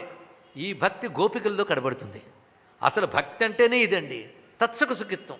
కనుక ఆయన వస్తే నేను వస్తాను, ఆయన రాకపోతే ఆయన ఎక్కడుంటే అక్కడ నేను ఉంటాను. అది భక్తి అంటే. ఎందుకంటారా, నీకు అక్కడ తల్లిదండ్రులు ఉన్నారు, చుట్టాలున్నారు, అన్నదమ్ములున్నారు, అప్పచెల్లెళ్ళున్నారు, అదంతా ఈయన చూడనంత వరకు. ఈయన్ని చూశాక నాకు అన్నీ ఈయనే. త్వమేవ మాతా చ పితా త్వమేవ త్వమేవ బంధుచ సఖా త్వమేవ. నాకున్ చుట్టము తల్లిదండ్రులు చెలుల్ నాథుండు ఈ దైవమే. ఏమి మాట అండి. స్తోత్రాలు మనము అంటుంటాం. గీతా ప్రెస్ గోరఖ్పూర్ వారు గొల్లపూడి వీరాస్వామి అండ్ సన్సో ప్రింట్ చేస్తే మనం కూడా త్వమేవ మాతా చ పితా త్వమేవ చదివినంత భావం ఉంటుందా? ఆయనకి తెలుసు, వీడు చదువుతున్నాడు కానీ లోపల లేదని. ఈయన అంటున్నాడు, నాకు చుట్టము తల్లిదండ్రులు చెలుల్ నాథుండు ఈ దైవమే. నేను ఇక్కడున్నాను కదా అని మీరందరూ ఇక్కడ ఉండవలసిన అవసరం లేదు సుమా. నేను భక్తుడిని ఎంత మాత్రం మీరందరూ నాతో ఉండాలని లేదు. మీరు మీ ఇంటికి వెళ్ళిపోండి. మీకిచ్చో పని లేదు కస్తి పడగా. కస్తి మళ్ళీ ఇందాక వాడిందే, నేను కస్తిం బెట్ట నాకేటికినని. మీకిచ్చో పని లేదు కస్తి పడగా. మీరు ఇక్కడుండి కష్టపడక్కర్లేదు, మీ పల్లెకుని పొండు. నన్ను బలవంతంగా తీసుకెళ్ళాలని ప్రయత్నించారా, కారాకూరంబులు చేసినను కదలినే రాను. కారాకూరం అనే మాట వాడి ఇక్కడ. కారాకూరంబులు చేసినను కదిలినే రాను. మీరు ఇక్కడ ఏవో మాటలు చెప్పి నన్ను బలవంత పెట్టినా నేను ఇక్కడి నుంచి కదిలి రాను, నే రాను. రాక ఏం చేస్తాను, ఇంకా బలవంత పెడితే ఇచ్చటను ప్రాణముల్ పోకార్తు తుది నాదు వేలుపునకై. ఇంకా ఇబ్బంది పెడితే నా స్వామి కోసం ప్రాణాలు అర్పిస్తాను. బొంకన్ నిజం వింతయున్. నా అబద్ధమాడట్లేదు సుమా, నిజం చెప్తున్నాను అని చెప్పి మళ్ళీ చూపు శివుడు తిప్పాడు. ఇంకా వాళ్ళ మాటలు దాన్ని వినిపించుకోడు, మరి చెప్పడు. ఇది ఒకటే మాట. అందుకే అని శివు క్రమ్మర తిన్నెడు మనమున నిలుపుకొని తనువు మరచిన బుద్ధిన్. ఇది రావడం మహాకష్టం. ఈ మాట అంబరీషోపాఖ్యానంలో విష్ణువు చెప్తాడు. తనువు మనువు విడచి తనయుల చుట్టాల నాలి విడిచి సంపదాలి విడిచి అన్యమెరుగునట్టివాడు ఎవడైతే ఉంటాడో వాని విడువను ఎట్టివారినైనా అని స్వామి చెప్పాడు ఇక్కడ. అది భక్తి. అనన్య భక్తి అనే మాటకి ఇది ఉదాహరణ. ఇది కాక అందరూ ఏమంటే అనన్య భక్తి అంటే ఈ దేవుణ్ణి తప్ప ఇంకో దేవుణ్ణి పూజించడం కాదు, భగవంతుడు తప్ప మరేది పట్టని భక్తి. అది తెలుసుకోవాల్సింది ఇక్కడ. కానీ ఇతరే సర్వస్వం అని మళ్ళీ అలాగే ఉండిపోయాడు. ఇంకా చేసేది లేక వనరుచు వనచరులు చనిరి వలసిన రీతిన్. వచ్చిన వాళ్ళందరూ తిరిగి వెళ్ళిపోయారు. ఈయన ఒక్కడే ఉన్నాడు. ఒక్కడే ఉండి ఇలా చూస్తూ కూర్చుంటే ఏం లాభం? ఈయనకి ఏదో పెట్టాలి. ఎన్నాళ్ళ నుంచి ఉన్నాడు ఏమిటో అడవులో, తిన్నాడో లేదో అని ఆలోచించాడు. ఎన్నాళ్ల నుండియో పస్తున్నాడీ అడవిలోన. అసలు పద్యంలో ఉందండి, ఇది మాటలా లేదు, అలా నడిపాడు పద్యాన్ని. ఎన్నాళ్ల నుండియో పస్తున్నాడీ అడవిలోన ఒంటి మహేశుడు. ఒంటరిగా ఉండిపోయాడు ఈయన. ఇన్నెగులు మాన్పవలదా, ఈ బాధను నేను తొలగించాలి. ఎందుకంటే ఎన్నాళ్ళు చూసుకునేవాళ్ళు లేడు, ఇప్పుడు చూసుకునేవాడు వచ్చాడుగా, ఇంకా కష్టపడినిస్తాడా లేదు. అందుకే ఇన్నెగులు మాన్పగలదా కన్నారన్ గనిన బంటు గల ఫలము. కళ్ళారా చూసుకుని బంటు దొరికాడు కనుక కష్టపడినివ్వను అని చెప్పి, తిన్నండంతట దేవదేవునకు భక్తిని తృప్తి కావింప అని కడుపు నింపాలి అని నిశ్చయించుకున్నవాడి అడవిలోకి వెళ్ళి, అడవిలో తిరిగి తిరిగి అక్కడ ఒక బలిసినటువంటి వరాహాన్ని, వనవరాహాన్ని చూసి దాన్ని వేటాడి కాల్చి, అగ్నిలో కాల్చి దొప్పల్లో దాని మాంసం పట్టుకొని వస్తున్నాడు. ఆ వస్తున్న తీరు ఎలా ఉన్నది అనేది వర్ణిస్తున్నాడు. బొమ్మ కట్టినట్టు దూర్జటి. విల్లొక చంక అంపపుది వీపున దొప్పలు కేలుదోయి. విల్లు చంకలో పెట్టుకున్నాడు, అటు ఇటు తూణీరములున్న అమ్ములు పొదులు, రెండు చేతుల్లో దొప్పలున్నాయి. ఏదో ఒక దొప్పతో కాదు, ఏదో మొక్కుబడి నైవేద్యాలు కొన్ని ఉంటాయి. రెండు కిస్మిస్ పళ్ళు పెట్టి వచ్చండి, బెల్లం పెట్టి వచ్చా, ఇలా అడిగే భక్తులు ఉంటూ ఉంటారు. కానీ దొప్పలు కేలుదోయి, రెండు చేతుల్లో దొప్పలు, ఆ దొప్పల్లో మాంసం పట్టుకున్నాడు. దొప్పలు కేలుదోయి, చేతులు ఖాళీలు. ఖాళీ అయినప్పుడు అభిషేకం చేయాలి కదా, నీళ్లు పోసి భోజనం పెట్టాలి. అందుకే పుక్కిళ్ళ పవిత్ర కాంచనముఖి జలమొప్పగా వచ్చే. పుక్కిట్లో పట్టుకొచ్చాడు దేన్ని? కాంచనముఖి. కాంచనముఖి అంటే సువర్ణముఖరీ నది. సువర్ణముఖరీ నది జలములను నోళ్ళలో పట్టుకున్నాడు. మొత్తం బొమ్మ కడుతుందా లేదా? విల్లొక చంక అంపపుది వీపున దొప్పలు కేలిదోయి పుక్కిళ్ళ పవిత్ర కాంచనముఖి జలమొప్పగా వచ్చి భక్తి రాజిల్ల తదంబు మజ్జనము సేయుచు. ఆ ఎంగిల్ నీరు అభిషేకం చేసి దొప్పల నంజుడు అద్రిరాజల్లుని ఆరగింపుమనా. ఆ దొప్పల నంజుడు పెట్టి తినవయ్యా అన్నట్టు. ఎవరిని? అద్రిరాజల్లుని. పదం ఎంత జగ్గా వేశాడు. కొండలరాజు అల్లుడిని తినమన్నాడు. కొండలరాజు అల్లుడు ఎవరండి? ఇంతమంది చెప్తే ఎలా అండి? పర్వతరాజు అల్లుడు అంటే శివుడు, కొండలరాజు అల్లుడు. ఆ మాట అక్కడ వేయడం అర్థం ఏంటో తెలుసా? పదం వేయడం. కొంచెం మామగారు ఇంటికి వెళ్ళి మామగారి పోలికొచ్చిందేమో అని, అంటే కొండ కదలదు కదా, అలాగే ఈయన కదలలేదు మెదలలేదు అని చెప్పడానికి మాట వేశాడు. అద్రిరాజల్లుని ఆరగింపు మన ఆ ప్రభుడు ఊరకుండినన్. ఆయన ఊరుకున్నాడు. ఎవరి నైవేద్యం పెడితే మాత్రం ఊరుకోకుండా ఉంటాడని ఊరుకునే ఉంటాడు ఆయన, అవునా లేదా? ఊరుకోకుండా ఉన్నాడు. ఊరుకోకుండా ఉంటాడనే మన నైవేద్యాలు పెడతాం, అవునా లేదా? సరే, ఈయన మాత్రం ఊరుకుంటే తట్టుకోలేపాడు. ఏంటి స్వామి తినడం లేదు అన్నాడు. ఎందుకంటే లింగం అనుకోవట్లేదండి, శివుడు అనుకుంటున్నాడు. అది తెలుసుకోవాలి కదా. కాలవో అడుగుతున్నాడు, ఏం తినట్లేదు? కాలవో క్రొవ్వవో మాడంగాలెనో చవిగావో కమ్మగావో నీకు చాలవో అలవడవో తినవేళ కరకుట్లు పార్వతీశ్వర చెప్పుమా. అడగడం. కరకుట్లు అంటే కాల్చిన ఆ మాంసపు ముక్కలు సరిగ్గా కాలలేదా, లేదా కొవ్వు సరిగ్గా లేదా, లేక మాడిపోయా ఏమిటి, లేదా రుచిగా లేవంటావా, కమ్మగా లేవా, నీకు చాలవో ఇవి సరిపోవా, అలవడవో నీకు సరిపడవా, సరిపోవా సరిపడవా, తినవేలా కరకుట్లు పార్వతీశ్వర చెప్పుమా. లేక ఆకలి వేయడం లేదా? ఆకలి కాదు, ఆకలి వేయడం లేదా? లేదా ఇచ్చేవాడు భక్తిగా ఇస్తున్నాడు లేదో డౌటా? ఆకలి కాదు, భక్తిని తేకువ కలవాడగాను తినవేల కృపన్ సాకగదే నన్నిప్పుడు రాకల పెట్టక పలాసనాసక్తుడవై తినవయ్యా, నన్ను ఇబ్బంది పెట్టకయ్యా అన్నాడు. ఇక్కడ కొంతసేపు అయ్యాక నెపమొకటి కలదే నాపై ఉపవాసముతోడ బడగిలి ఉండగా నేను తినను అని మొరాయించడానికి నేనేమైనా తప్పు చేశానా చెప్పు. పిల్లలు మొరాయించి తినరు కదా, అందుకే నువ్వు కానీ తినట్లేదు. అందుకే నెపమొకటి కలదే నాపై ఉపవాసముతోడ బడలి ఉండగా నీకే అపరాధము సేయంగది కృపతో కరకుట్టులు ఆరగింపంగదవే. తిను, నీకేమైనా అపరాధం చేశానే నేను? ఎందుకు తినవయ్యా? నీ వారగింపకుండినా జీవనమేమిటికి నాకు శివా. నువ్వు తినకపోతే నా బ్రతుకెందుకయ్యా? నీ పద రాజీవముల మీద ప్రాణములే విడుతును అటంచు వ్రాలి ఏడ్వందొడిగన్. నువ్వు తినకపోతే నాకెందుకయ్యా అని ఆ లింగం మీద వాలి ఏడ్చెట్టండి. అలా ఆ ఏడవడం ఉన్నదే అది రావాలి. అంత తేలిగ్గా వస్తుందా? మంత్రాలు తంత్రాలు వస్తాయి కానీ ఏడవడం రాదుట అని శంకరులు అన్నారు. తదపచ నజానే విలపనం అన్నాడు మహానుభావుడు. మంత్రతంత్రాల కంటే గొప్పది అదండి. ఆ కరిగి ఏడవడమే చాలు. ఏడ్చాడు, వ్రాలి ఏడ్వందొడగని, ఏడుస్తున్నాడు, తినవయ్యా ఎందుకు తినవయ్యా అని. అప్పుడు ఇంకా ఆగలేక తిన్నని భక్తికి శివుడు ప్రసన్నుండై ఏడుపుడిపి. వెంటనే ఆ లింగం నుంచి శివుడు వచ్చి ఏడవకు నాయనా అని తలనిమిరాడు. సరగున కరకొట్లన్నా తినియదలేలెమ్మన్నన్, తేవయ్య తొందరగా తింటానన్నట్టు. వెంటనే లేచి 2 కళ్ళు తుడుచుకుని ఇస్తున్నాడు. పైగా దొప్పల్లోంచి తీసి ఇస్తున్నాడు. ఆయన తింటూ అంటున్నట్ట, చాలా బాగుందే, మంచి రుచిగా చేశావు.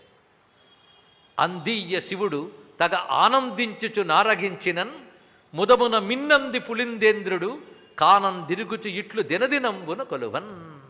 ప్రతిరోజు ఈయనకు నచ్చింది, పైగా చాలా బాగా చేసేవే అన్నట్ట.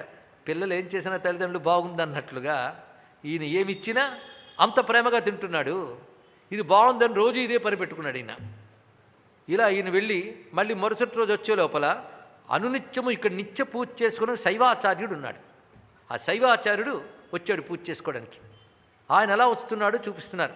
పంచాక్షరీభూత పసిత త్రిపుండ్రాంకితాంగ భాగములు స్నానార్ద్ర శిఖయు క్రమకృత గ్రంథి సూత్రవ్రాత రుద్రాక్ష భూషణంబులు శైవ భాషణములు ఆగుల్ఫలంబమానాంబు శోణంబైన దొత్రంబు ఉపవీత సూత్రములును కరగృహీతాభిషేక క్షీర సంపూర్ణ భాండంబు పుష్పకరండకములు కుండబొజ్జయు ఒకపాటు గుజ్జురూపు ఉత్తరీయంబు ధనరంగ యోగి హృదయ గోచరిని గొల్వ శివవన్ని గోచరాంకుడొకడు వచ్చే శివ బ్రాహ్మణోత్తముండు.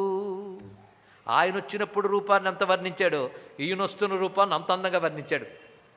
పంచాక్షరీ మంత్రంతో పవిత్రమైన భస్మరేఖల్ని ధరించినటువంటి వాడు. సువర్ణముఖరిలో స్నానం చేసి తుడుచుకున్నాక ఇంకా తడి మిగిలిపోయింది, అది శిఖ దగ్గర తెలుస్తోంది. స్నానార్ద్ర శిఖ అది. అదేవిధంగా చక్కటి సూత్రము, దానికి మంచి పద్ధతి ప్రకారంగా గుదిగుర్చిన రుద్రాక్షమాలలు వేసుకుని ఉన్నాడు. అదేవిధంగా పూజకు ఉచితమైన వస్త్రములు దాల్చి ఉన్నాడు. ఒక చేతిలో పాల కలశాన్ని పట్టుకున్నాడు, మరొక చేతిలో పువ్వులు ఇవి పట్టుకుని కొంచెం కుండ బొజ్జ, ఒకపాటి బొజ్జ ఉన్నది, కొంచెం పొట్టి రూపంతో వస్తున్నాడు మహానుభావుడు. ఎవరి దగ్గరికంటే యోగి హృదయ గోచరిని గొల్వా, యోగుల హృదయాల్లో కనబడే శివుడిని కోల్చుకోవడానికి వస్తున్నాడు. ఈయన పేరు శివగోచరుడు. పేరు తెలుసుకోండి, అది మనం ఏదో శాస్త్రుడు అని పేర్లు పెడితే సరిపోదు. ఆయన పేరు శివగోచరుడు. ఆయన వేద పద్ధతిలో ఈశ్వరుని కొడుచుకుంటున్న ఒక మహాభక్తుడు. ఈయన భక్తుడు, ఆయన భక్తుడే. కానీ ఆయన్ని గొప్ప చెప్పడం కోసం ఈయన్ని విలన్గా చిత్రించక్కర్లేదు. అదే జరిగింది పొరపాటు. ఇన్నాళ్ళు తెలుసుకోండి. కన్నప్పను గొప్ప భక్తుడిగా చూపించడం కోసమని అర్చకుడిని ఒక విలన్గా ప్రతినాయకుడి పాత్రలో చూపించి అదొక వర్గం ఇదొక వర్గం ఒక వర్గ పోరాటంలా చేసి అనేక కథలు తయారు చేశారు ఇప్పటివరకు. మళ్ళీ తయారు చేయడానికి సిద్ధమైపోతున్నారు కూడా. ఈ సమయంలో జాగ్రత్త పడవలసిన అవసరం ఏమిటంటే, వీళ్ళకు ఒక వర్గం మీద ఉన్న అక్కసు, కసి, ద్వేషం, బ్రహ్మద్వేషం అనేది ఉందే, అది లోపల ఆపుకోలేక ఇలాంటి కథలు ఎంచుకుని వాళ్ళ కసి తీర్చుకుంటున్నారు తప్ప నిజమైన కథను తీయడం లేదు, అధ్యయనం చేయడం లేదండి. ఇది వచ్చిన బాధ. ఏది తీసినా చూసేసేవాళ్ళు మన వాళ్ళు ఎలాగో ఉన్నారు ఇక్కడ అనుకుంటున్నారు వాళ్ళు. ఇలాంటి తప్పుడు కథలే మన ప్రాచీన భక్తుల కథల్లో లేనిపోనివి జనిపారు. ఇది వర్ణ వైషమ్యాల కథ కాదు, వర్గ పోరాటాల కథ కాదు, ఒక భక్తి యొక్క కథ, ఒక భక్తుడి యొక్క కథ. ఇక్కడ పూజించే భక్తుడు వాదించేవాడు కాదు. అలాగని చెప్పి ఒకప్పుడు నాస్తికుడై తర్వాత భక్తుడిగా మారిపోయాడని కూడా కన్నప్ప గురించి కల్పిత కథ ఉంది. అది అబద్ధం, తెలుసుకోండి. ఆయన ఒక సామాన్యుడైనటువంటి కౌమార దశలో ఉన్న కుర్రవాడు. శివుణ్ణి చూడగానే పూర్వజన సంస్కారంలో భక్తి కలిగింది.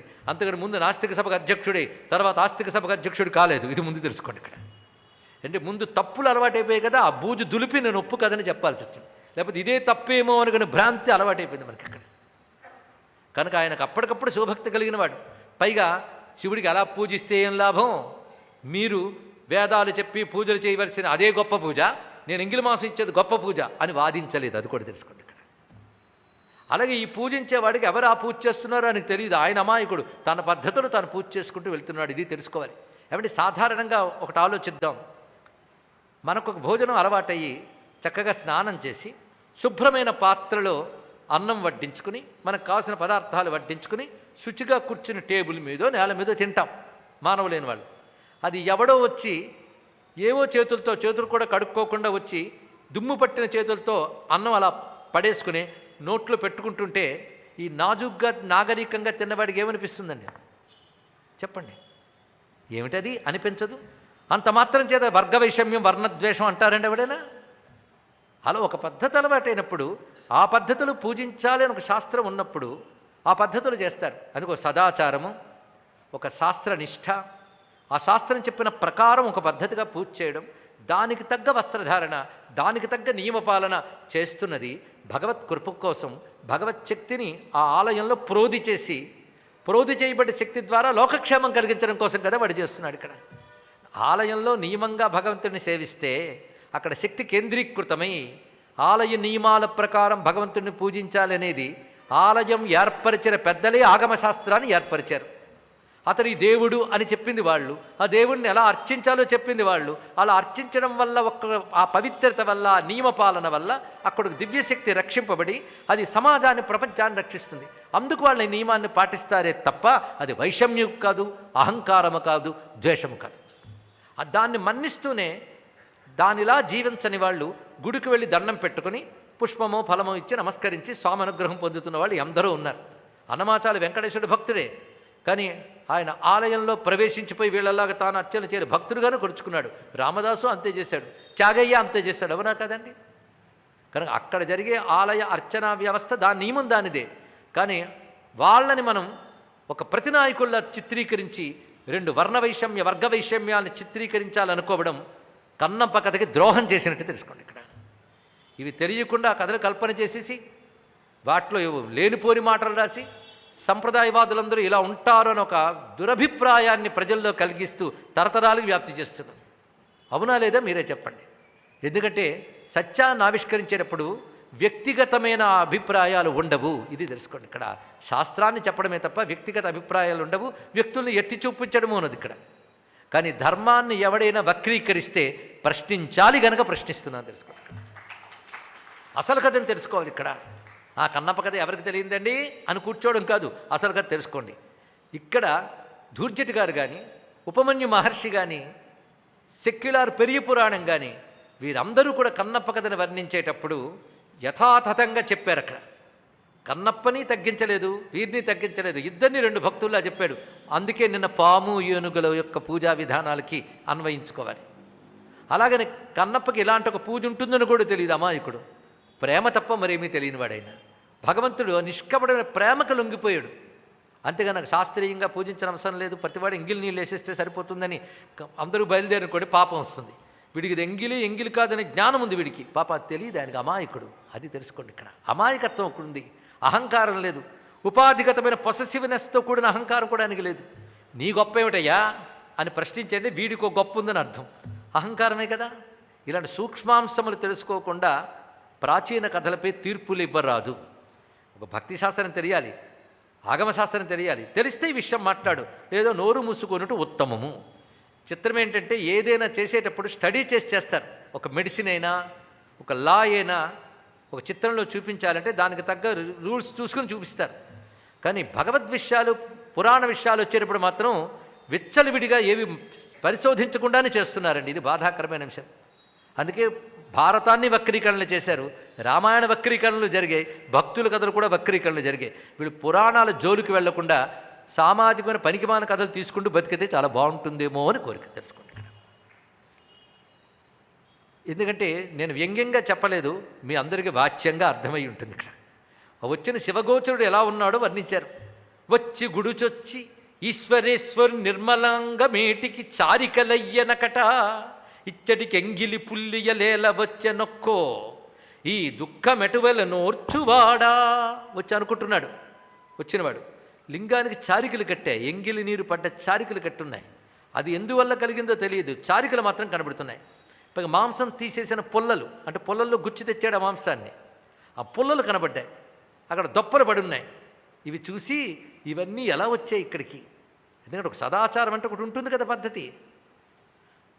అప్పుడు తానవన్నీ తీసి పక్కన వేసుకుని మళ్ళీ స్నానం చేసి యజ్ఞోపవీతం మార్చుకోవడం ఇత్యాది క్రియలు చేసుకుని మళ్ళీ పూజ చేసాడు. తన నియమాన్ని తాను పాటించాడు ఇక్కడ.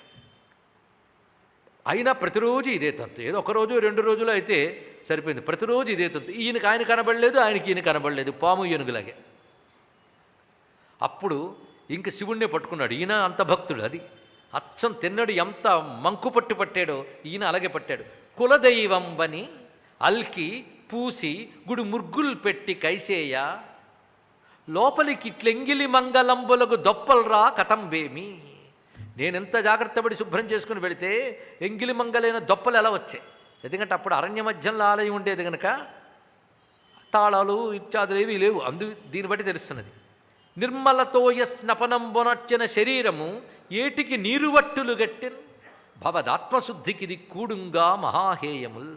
నేను చక్కగా అభిషేకం చేసి భస్మధారణ చేసి చందనం లిప్తం చేసి భక్తిగా కళ్ళార చూసుకుని వెళితే ఆ లింగంపై చారికలేమిటి? ఇవన్నీ కూడా దేవా, ఈ కసుమాలము దేవుడి కేల్దోయి నీది దేహం బంటంగా వెరపయ్యడు. ఈ కసుమాలము దేవుడి కేల్దోయి అంటే చెత్తన తట్టి తోస్తున్న ఈ చెయ్యితో మళ్ళీ నిన్ను ముట్టుకోవడానికి నాకు భయం వేస్తుందయ్యా. ఎంగిలికి ఈవు ఎట్లు వచ్చితివి, నువ్వెలా వచ్చావు ఇవన్నీ చెప్పు. నేడు 7 దినములయ్యన్. ఇవాళ 7 రోజులైంది ఈ పని చేసి. 7 రోజులే. నేడు 7 దినములయ్యన్ పోడిమి చెడసాగే నీది బూటకమో ఎవ్వాడేనను చేసనో ఇది వేడెద సత్యంబు చెప్పవే కరుణాబ్ధి. నువ్వేదైనా వంచన చేస్తున్నావా లేకపోతే ఇంకెవడైనా వచ్చి చేస్తున్నాడా? నీ సఖుడో సుతుండో నీ తరుణీమణియో నిజ సేవకుండో నీవో చెప్పు. మీ ఆవిడ చేస్తుందా? మీ అబ్బాయిలు చేస్తున్నారా? లేక మీ స్నేహితులు ఎవరైనా ఉన్నారా? నీ ప్రమదగణాల్లో ఎవరైనా చేస్తున్నారా? సకలేశ శుద్ధమగుచున్న నిజాలయ సీమ రోతగా చేసిన వారు ఎవరు చేశారో చెప్పు. నీకెరుక సేయక సేయ సమర్థులెవ్వరు. నీకు తెలియకుండా ఎవడు చేయలేడుగా. అంటే అతడికి ఎలాగైతే ఇది లింగము కాదు శివుడే అని భావం ఉన్నదో ఈయనకి అదే భావం ఉందని నాకు అర్థమైపోయింది ఇక్కడ. నీకు తెలియకుండా ఎవడు చేస్తాడయ్యా? అందుకే నువ్వు నాకు చెప్పు. నువ్వు ఏవైనా తట్టుకుంటావులే, ఇలాంటి రోతలు ఎన్నో పట్టుకున్నావు, అందుకే వల్లకాట్లో తిరుగుతావు, పుర్రెలు దండ వేసుకుంటావు, నీకు ఓకే. కానీ నా పద్ధతికి ఇది విరుద్ధము. అది ప్రాతలు మీద కప్పిన కృపామతి నోర్చితి నీదు పొత్తునన్ ప్రాతిమయ్యన్ మెసంగితివి భక్తుడు కుంటెన పంపబోతి మైపూత యొనర్చుకొంటి శవభూతి కపాలమునన్ భుజించితి. ఈ రోతలు పెక్కులుండ విని రోయుదువినే ఇక భక్తవత్సల. ఇన్ని రోతలున్నాయి చాలదు, మళ్ళీ ఈ రోతలు ఏమిటి నీకు? సరే నీకిష్టం విది కానీ నాకా పాపాత్ముని చెప్పినన్ 10 లక్షలు లేకున్నా విడుతు ప్రాణము నీకై కూడుగ్గబట్టి నీలగ్రీవా. అతడు ఎవడో నాకు చెప్పు, లేకపోతే నువ్వు చెప్పే వరకు నేను తిండి మాని ప్రాణాలు నీకు అర్పించేస్తాను. నీకై కూడు ఉగ్గబట్టి ప్రాణములు నీకెత్తును అని మఠం వేసి కూర్చున్నట్టు కథలనని నిరాహార దీక్ష మొదలెట్టాడు. అప్పుడు శాస్త్రంగా ఆరాధించిన వాడు గద్దించి అడిగితే సమాధానం చెప్పాల్సిన బాధ్యత భగవంతుడికున్నది ఇక్కడ. అందుకు భగవంతుడు ఒక్కసారి వచ్చి అంటున్నాడు శివుడు, ఠవ ఠవ పడ నీటికి మది శివగోచరా నీకు నన్ను చెంచొకడు శృతి వ్యవహారేతర మతమున తవిలి మహాభక్తి కొలువ దయపుట్టుటయున్. ఎందుకయ్యా అలా గాబరపడతాం? ఒక చెంచు వచ్చాడు, అయితే చెంచులు చేసిన పూజ అంతా ఇలా చేస్తే పుచ్చుకుంటున్నాం కాదు, భక్తితో అమాయకంగా చేశాడయ్యా, అవ్యాజమైన భక్తితో చేశాడు. శృతి వ్యవహార ఇతర మతమే అంటే వేదాది శాస్త్రములకు సమ్మతం కాని పద్ధతులు చేశాడు, కానీ అమాయకమైన భక్తితో చేశాడు గనక నాకు దయ పుట్టింది. ఇది నువ్వో ఒప్పుకుంటావు, భక్తితో చేసిన పూజ భగవంతుడు స్వీకరిస్తాడు, నీకు తెలియక కాదు. అందుకే నీకు సమాధానం చెప్పడం కోసం అతని భక్తి ఎలాంటిదో నీకు చూపిస్తాను. అతడు వచ్చే సమయమైంది, అతను కనబడకుండా దాక్కో ఇక్కడ అని చెప్పాడు. ఆ కిరాతన పూజ అంగీకరించినాడ తద్భక్తి నీవును నేడు చూతుగాని నా వెనక దిక్కున కానకుండా అడగియుండుము తడయక అతడు వచ్చు.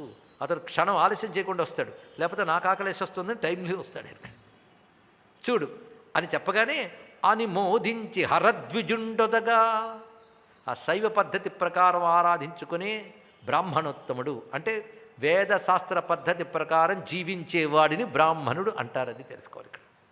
అంతేగాని సనాతన ధర్మంలోనే ఒక ద్వేషం వీళ్ళపై కల్పించుతూ ఆ ద్వేషాన్ని చక్కగా వ్యాపింపజేసిన విదేశీయుల కుట్ర బాగా నాటుకుపోయి ఉన్న స్థితిలో మనం ఉన్నాం. ఎందుకంటే ఇప్పుడు ఒక వర్ణంలో ఉన్న జీవుడు తర్వాత జన్మలో ఏ వర్ణమవుతాడో తెలియదు. అది వర్ణాభిమానం ఉండదు, వర్ణ ధర్మమే ఉంటుంది తెలుసుకోండి. వర్ణధర్మాలు ఎక్కువ తక్కువ లేవు, ఒకరినొకరు గౌరవించుకోవడం ఉంటుంది. ఇది సనాతన ధర్మం యొక్క స్వరూపం. ఇవి తెలుసుకోవాలి, ఈ ద్వేషభావాలను మనం తొలగించుకోవాలి. అందుకే ఈ కథలో హరద్విజుడు అనే మాటలో ఆ శైవాగమ పద్ధతుల ప్రకారం జీవించేటటువంటి ఆ విప్రోత్తముడు ఒదుగా దాక్కునున్నాడు. ఈ లోపల ఆయన వచ్చాడు. చెంచవ్వేళ ఏ తెంచే, రోజులాగా వచ్చాడు. అదే పోస్చర్.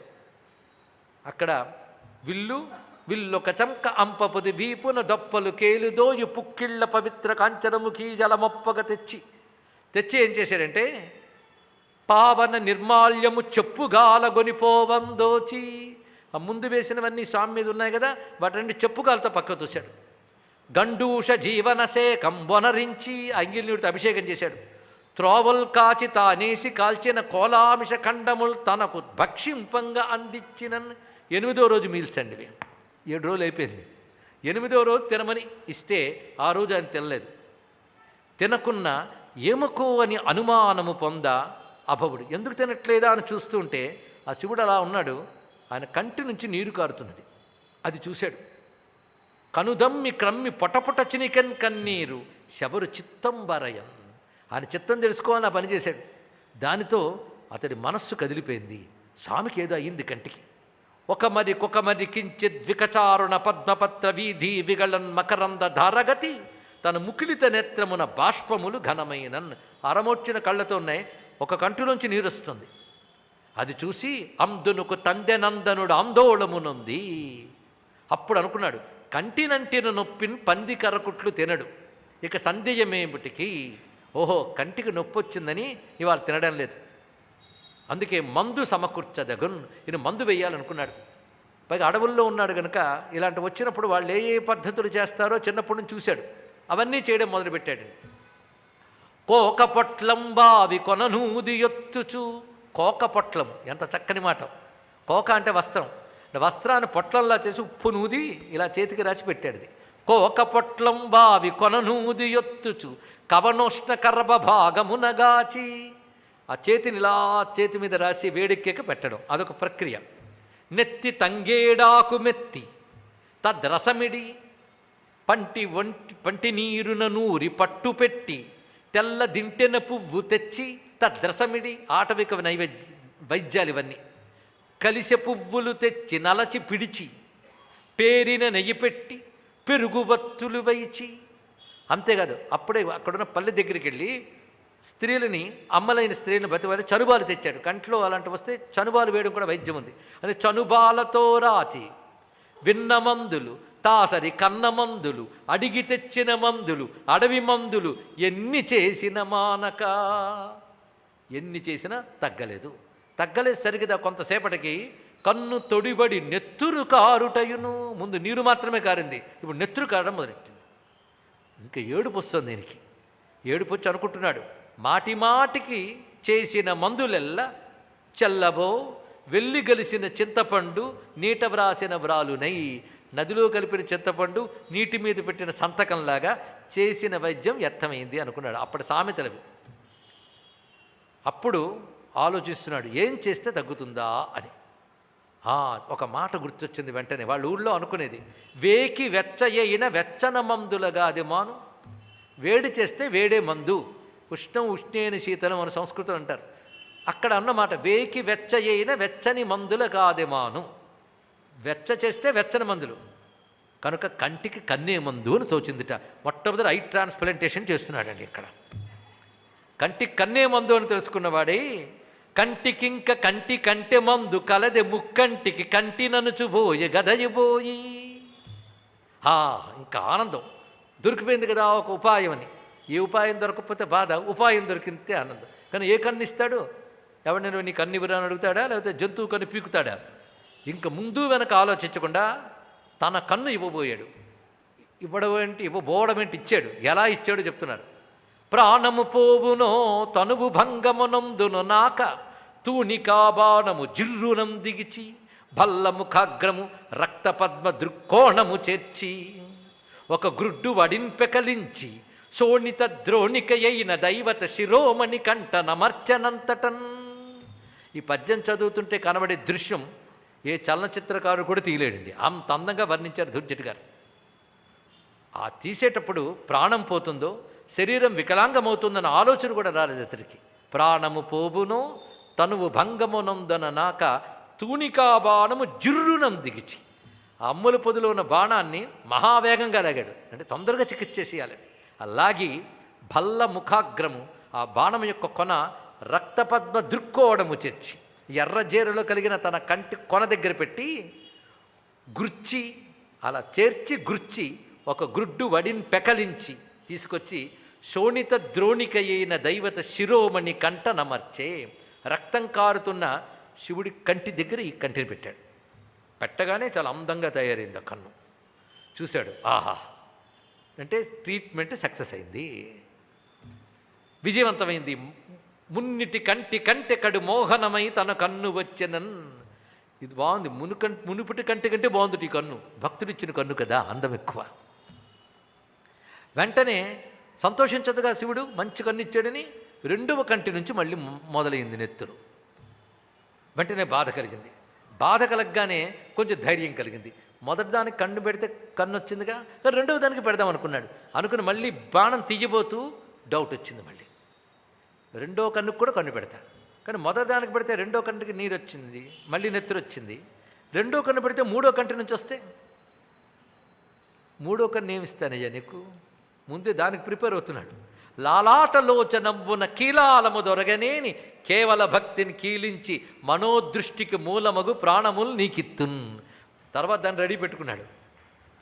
మూడవ కంట కానీ కన్నీరు వస్తే మనోదృష్టి ఏ ప్రాణం వల్ల ఉంటుందో ఆ ప్రాణం నీకు ఇస్తానయ్యా అని ముందే నిర్ణయించుకుని ఇప్పుడు తీయబోతున్నాడు. ఎలా తీయబోతున్నాడో వర్ణిస్తున్నారు ఇక్కడ. మొదటి తీసేటప్పుడు ఒక కంటితో చూస్తూ తీయగలిగాడు. ఇప్పుడు రెండో కన్ను తీయాలంటే అవి తీసేటప్పుడు ఎక్కడ పెట్టాలో కన్ను కడబడకపోవచ్చు కదా, కనుక జ్ఞాపకం కోసం, తెలియడం కోసం, గుర్తుపట్టడం కోసం చెప్పు కాలు అక్కడ పెట్టాడు కన్ను దగ్గర. తన చెప్పుగాల నిటలాక్షుని కన్గొన తన్ని పట్టి, ఆ చెప్పు కాలు అక్కడ పెట్టి సునిశిత బాణంబున తన రెండవ కనుగ్రుడ్డు పెకలింపగ బూనుడును సదయుండై. ఇంకా తీయలేదు, తీద్దాం అనుకుంటూ ఉంటే ఆయన కన్ను తీయాలని ఎంత తీవ్రంగా ఉన్నాడో అంతకంటే తీవ్రంగా శివలింగం నుంచి శివుడు వచ్చాడు. వెంటనే రావడం ఎలా వస్తున్నాడంటే, కన్ను దివ్య భూను కన్నప్ప తీవ్రత కన్న మున్నుగాగా ఖండపరసువు ఆసుగంబు చేత నంటంగ పట్టుక నిలువు నిలువు మనుడి ఎలుగుతోడా. ఎలా వస్తున్నాడు అంటే తిన్నగా వస్తూనే ఆ చేత్తో పట్టుకున్నాడండి ఆయన. ఆ బాణాన్ని పట్టుకుని ఆగాగు అన్నాడు. నిలువు నిలువు మనుడి ఎలుగుతోడా. భక్తుడిని బాధపడినివ్వలేక ఆయన పట్టుకున్నాడు. వెంటనే పట్టుకుని వచ్చాడు. అంటే ఒక చేత్తో అలా పట్టుకున్నాడు, కుడి చేత్తో. ఎడమ చేయి ఎటుందిరా అని చూస్తే అమ్మవారి చేయి పట్టుకొస్తున్నట్టు ఎడం చేత్తో. ఆ వస్తున్న దృశ్యాన్ని వర్ణిస్తున్నారు. స్వామి వస్తున్న దృశ్యాన్ని హరియరవింద సూతి మునులష్ట దిశాపతులాదిగా వియచ్చరుడిరువంకలంగొలువ సత్వరతన్ నిజలింగ నిర్మలాంతరమున నుండి సీతవసుధాధర కన్యక ముద్దుకేలు తామర కడవ్రేలు పట్టుకొని మన్నన తిన్నని కిం ప్రసన్నుడై, మన్నన తిన్నని కిం ప్రసన్నుడై. సీతవసుధాధర కన్యక ముద్దుకేలు తామర కడవ్రేలు పట్టుకొని. ఎంత అందమైన మాట! అమ్మవారు అందమైన చేతి యొక్క చిటికెన వేలు పట్టుకొని వచ్చాడు. అంటే ఎంత సంతట్లో కూడా ఆవిడని తీసుకొచ్చాడు చాలా జాగ్రత్తగా. అంతేకాదు ఆయనకు అటు ఇటు కూడా విష్ణువు, బ్రహ్మ, ఇంద్రుడు మొదలైన దేవతలందరూ ఉన్నారు. ఇంతమంది దేవగణ మధ్యంలో పార్వతీశ్వరుని పరమేశ్వరుడు వచ్చి ముందు చేసిన పని ఏమిటి అంటే బాణాన్ని పట్టి ఆపేశాడండి కనుతీవుడు. ఆపి అప్పుడు ఇలా రా అని శివగోచరుని పిలిచాడు. చెప్పు ఇప్పుడు శివగోచర, ఈ భక్తుని అవిరళతర భక్తి మహిమ ఆద్యంతంబున్ కంటివి కదా, సద్భక్తుండితడవు కదా, నీ మనసు వచ్చునా ఇకపై అన్నాడు ఇక్కడ. ఇప్పుడు ఏమంటాం? ఎంత భక్తుడు చూపించానా? తన మీద తనకి దృష్టి లేకుండా సర్వము సమర్పించిన భక్తుడు. అలాంటి భక్తుడివి నేను స్వీకరిస్తాను. అతనికి పాపం ఈ పదార్థం ఆ పదార్థం అనే విచక్షణ లేదు, అమాయకుడు.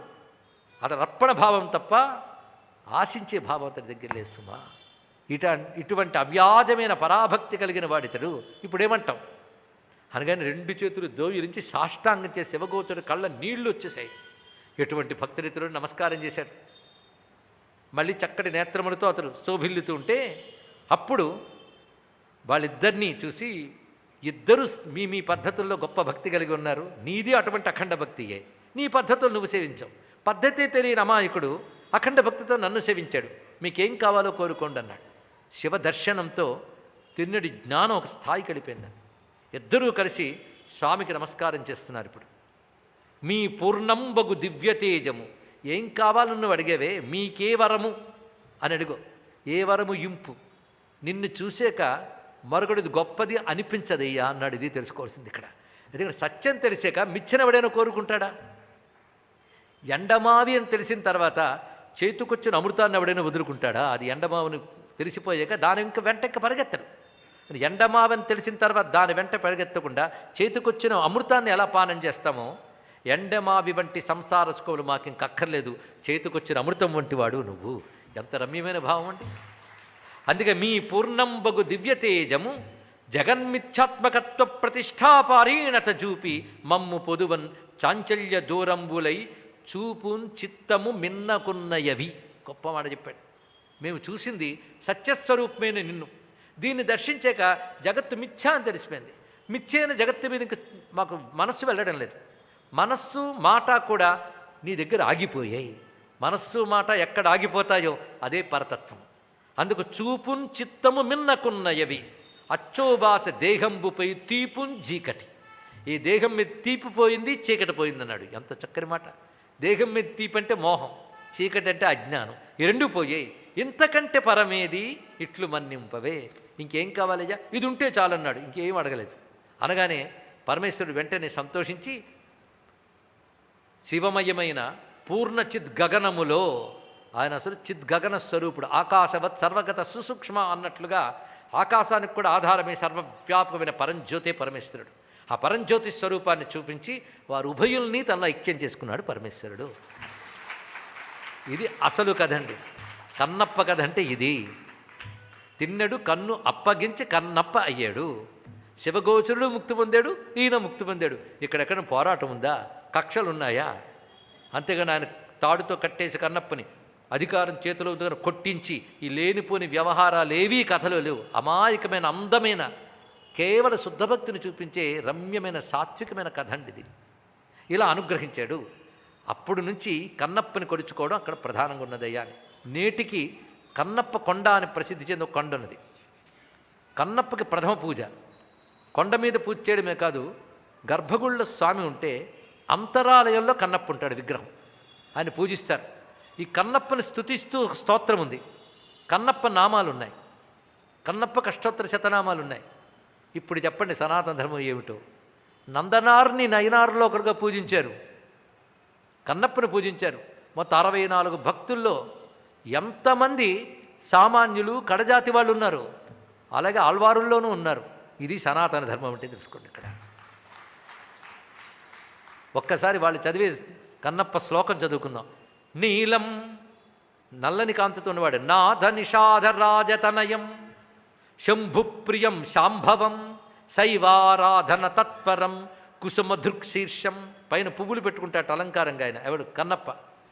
తనుర్భూషణం పాణీ సంయుత తూణిమాయుధరం వ్యాఘ్రాజనాలంకృతం వందే స్వర్ణముఖీతటే గిరివరే శ్రీకాళహస్తీశ్వరే అని నమస్కారం చేసుకుని ప్రసన్న కాళహస్తీస పాదపద్మ మధువ్రత శ్రీమత్ కన్నాభిల్లేంద్ర శ్రేయసే భూయసే స్తుమః. ఇది శ్లోకం అండి. ఈ శ్లోకంలో కన్నాభిల్లేంద్ర అంటే కన్నప్ప అనే పేరు కలిగిన సంస్కృతీకరణ చేశారు శబ్దాన్ని. అంటూ కన్నప్ప అష్టోత్తర శతనామాలు ఉన్నాయి, కన్నప్ప షోడశనామాలు ఉన్నాయండి. భక్తుల్ని తలుచుకోవాలి కదా, తలుచుకుంటే మనకి భక్తి వస్తుంది, ముక్తి వస్తుంది, శివుడు సంతోషిస్తాడు. ఆ షోడశనామాలు మాత్రం ఒక్కసారి అందాం. శివభక్తాగ్రణి శాంత శివపూజాపర శుచి. ఇన్ని పేర్లు చూడండి. శివాచారపర శూర శరచాపధర బలి దీర్ఘనేత్ర దీర్ఘబాహు విక్రమి విజితేంద్రియ భస్మరుద్రాక్ష రుచిర శంకరార్పితలోచన ప్రసన్నకాళహస్తీస పాదపద్మ మధువ్రత శ్రీమత్కన్నాక్ష భిల్లేంద్ర.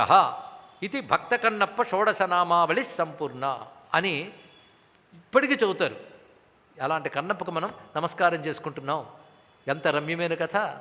ఇలాంటి కన్నప్ప కథ, శివగోచరుడి కథ మనం పూర్తి చేసుకున్నాం. అలాంటి కన్నప్పను అనుగ్రహించాడు శ్రీకాళహస్తీశ కన్నప్ప. ఒక్కసారి మన సాధనకు అన్వయించుకుని పని చేద్దాం. శ్రీ అంటే సాలిపురుగు. సాలిపురుగు పని ఏమిటి? క్రియేషన్, అద్భుతమైన సృష్టించింది. అలాగే మనలో రకరకాల అది దారాలు అల్లుకుంటూ వెళ్తే మనం ఊహలు అల్లుకుంటూ వెళుతూ ఉంటాం. ఊహలు, ఆలోచనలు, వాటిని కార్యరూపం చేయడానికి మన ప్లానింగ్లు, ఇవన్నీ చేసే బుద్ధిశక్తే సాలిపురుగు. ప్రతివాడికి ఉందా లేదా బుద్ధి? ఎలాంటి సాలిగుళ్ళు కట్టిందని పక్కన పెట్టండి, ప్రతి వాళ్ళు సాలిడు గుళ్ళు కడుతూనే ఉంది. బుద్ధే అంటే అంతఃకరణమే సాలిపురుగు. రెండవది ఏంటి? సర్పం. సర్పం ఏమిటయ్యా అంటే చూసిన సర్పాకారం లింగంలో పైకి కింద కనబడుతుంది. మనలో సర్పంలాగా వెళుతూ వస్తున్నది వాయువు, ప్రాణము. అందుకే సర్పానికి కూడా వాతాసనము అని పేరుంది. వాయువుతోనే అది సంకోచ వ్యాకోచాలు జరుగుతుంటుంది, తనలో ఉన్న వాయువుతో. అందుకే మనలో ఉచ్ఛ్వాస నిశ్వాస ప్రాణశక్తే సర్పం. ఇక మూడవది ఏనుగు. ఏనుగుకి చెప్పుకోవలసిన గొప్ప క్వాలిటీ ఏంటంటే శరీరం. శరీరమే నేను అనే భావంతో తిరుగుతూ ఉంటుంది అది. కానీ ప్రతివాడికి శరీర భ్రాంతి ఒకటి ఉంటుంది, ఈ శరీరం నాది అని. అదే మదగజం. కానీ గజము శరీరము, ప్రాణము, సర్పము, బుద్ధి, సాలీడు, మూడు ఉన్నాయో లేవా? కానీ మూడు తమ పనులను శివుడికి అర్పించే అన్నాడు ఇక్కడ. కనుక బుద్ధితోనూ, ప్రాణము అంటే యోగముతో, ఉచ్ఛ్వాస నిశ్వాసాలతోనూ, శరీర పూజలతోనూ శివార్పణం చెయ్యడమే శ్రీకాళహస్తి అంటే అర్థం. ఇక్కడ ఇవి చెయ్యాలి అంటే బుద్ధికి నిలుకడు ఉండాలి. అడ్డదిడ్డంగా తిరిగితే ఎలా అంటే మనస్సు తిన్నగా ఉండాలి, అవునా లేదా?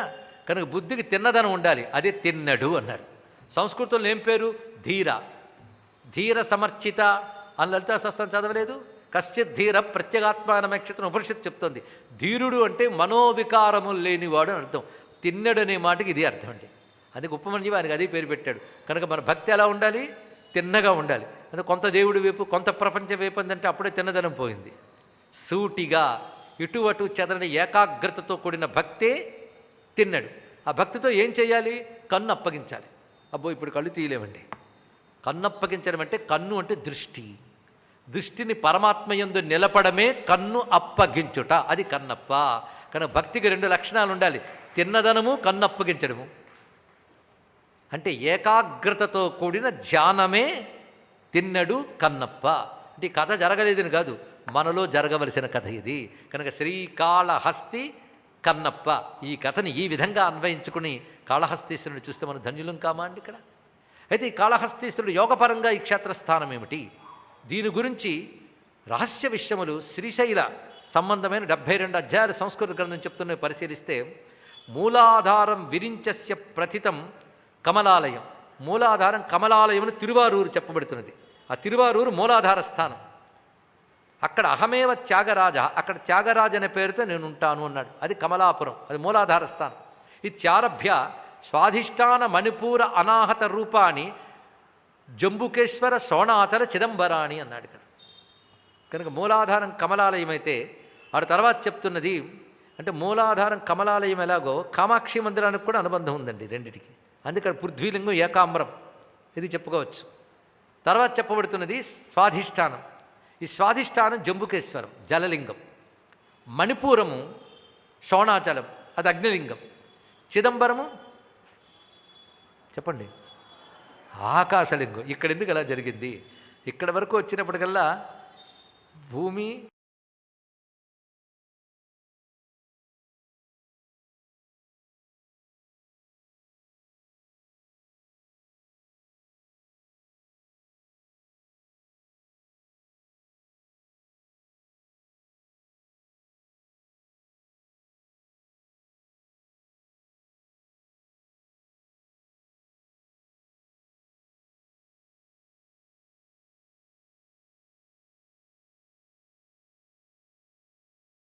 ఇక్కడ వరకు 6 చక్రములు పూర్తయిపోయాయి.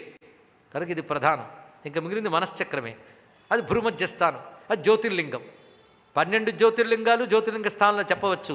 కానీ కాశీ విశ్వేశ్వరుడు జ్యోతిర్లింగ స్థానం ప్రధానం, అక్కడే ఉన్నాడు ఆయన.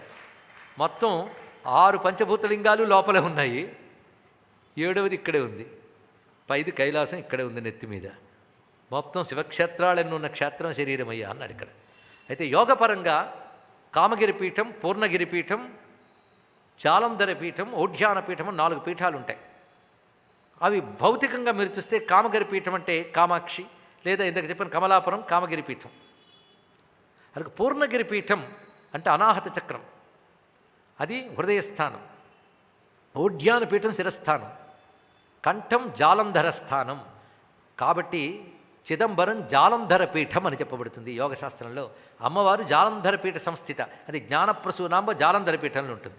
అదే మూలాధారం నుంచి మొదలైన పరావాక్కు పశ్యంతి మధ్యమాయి వైఖరిగా కంఠం నుంచి బయటకు వస్తుంది.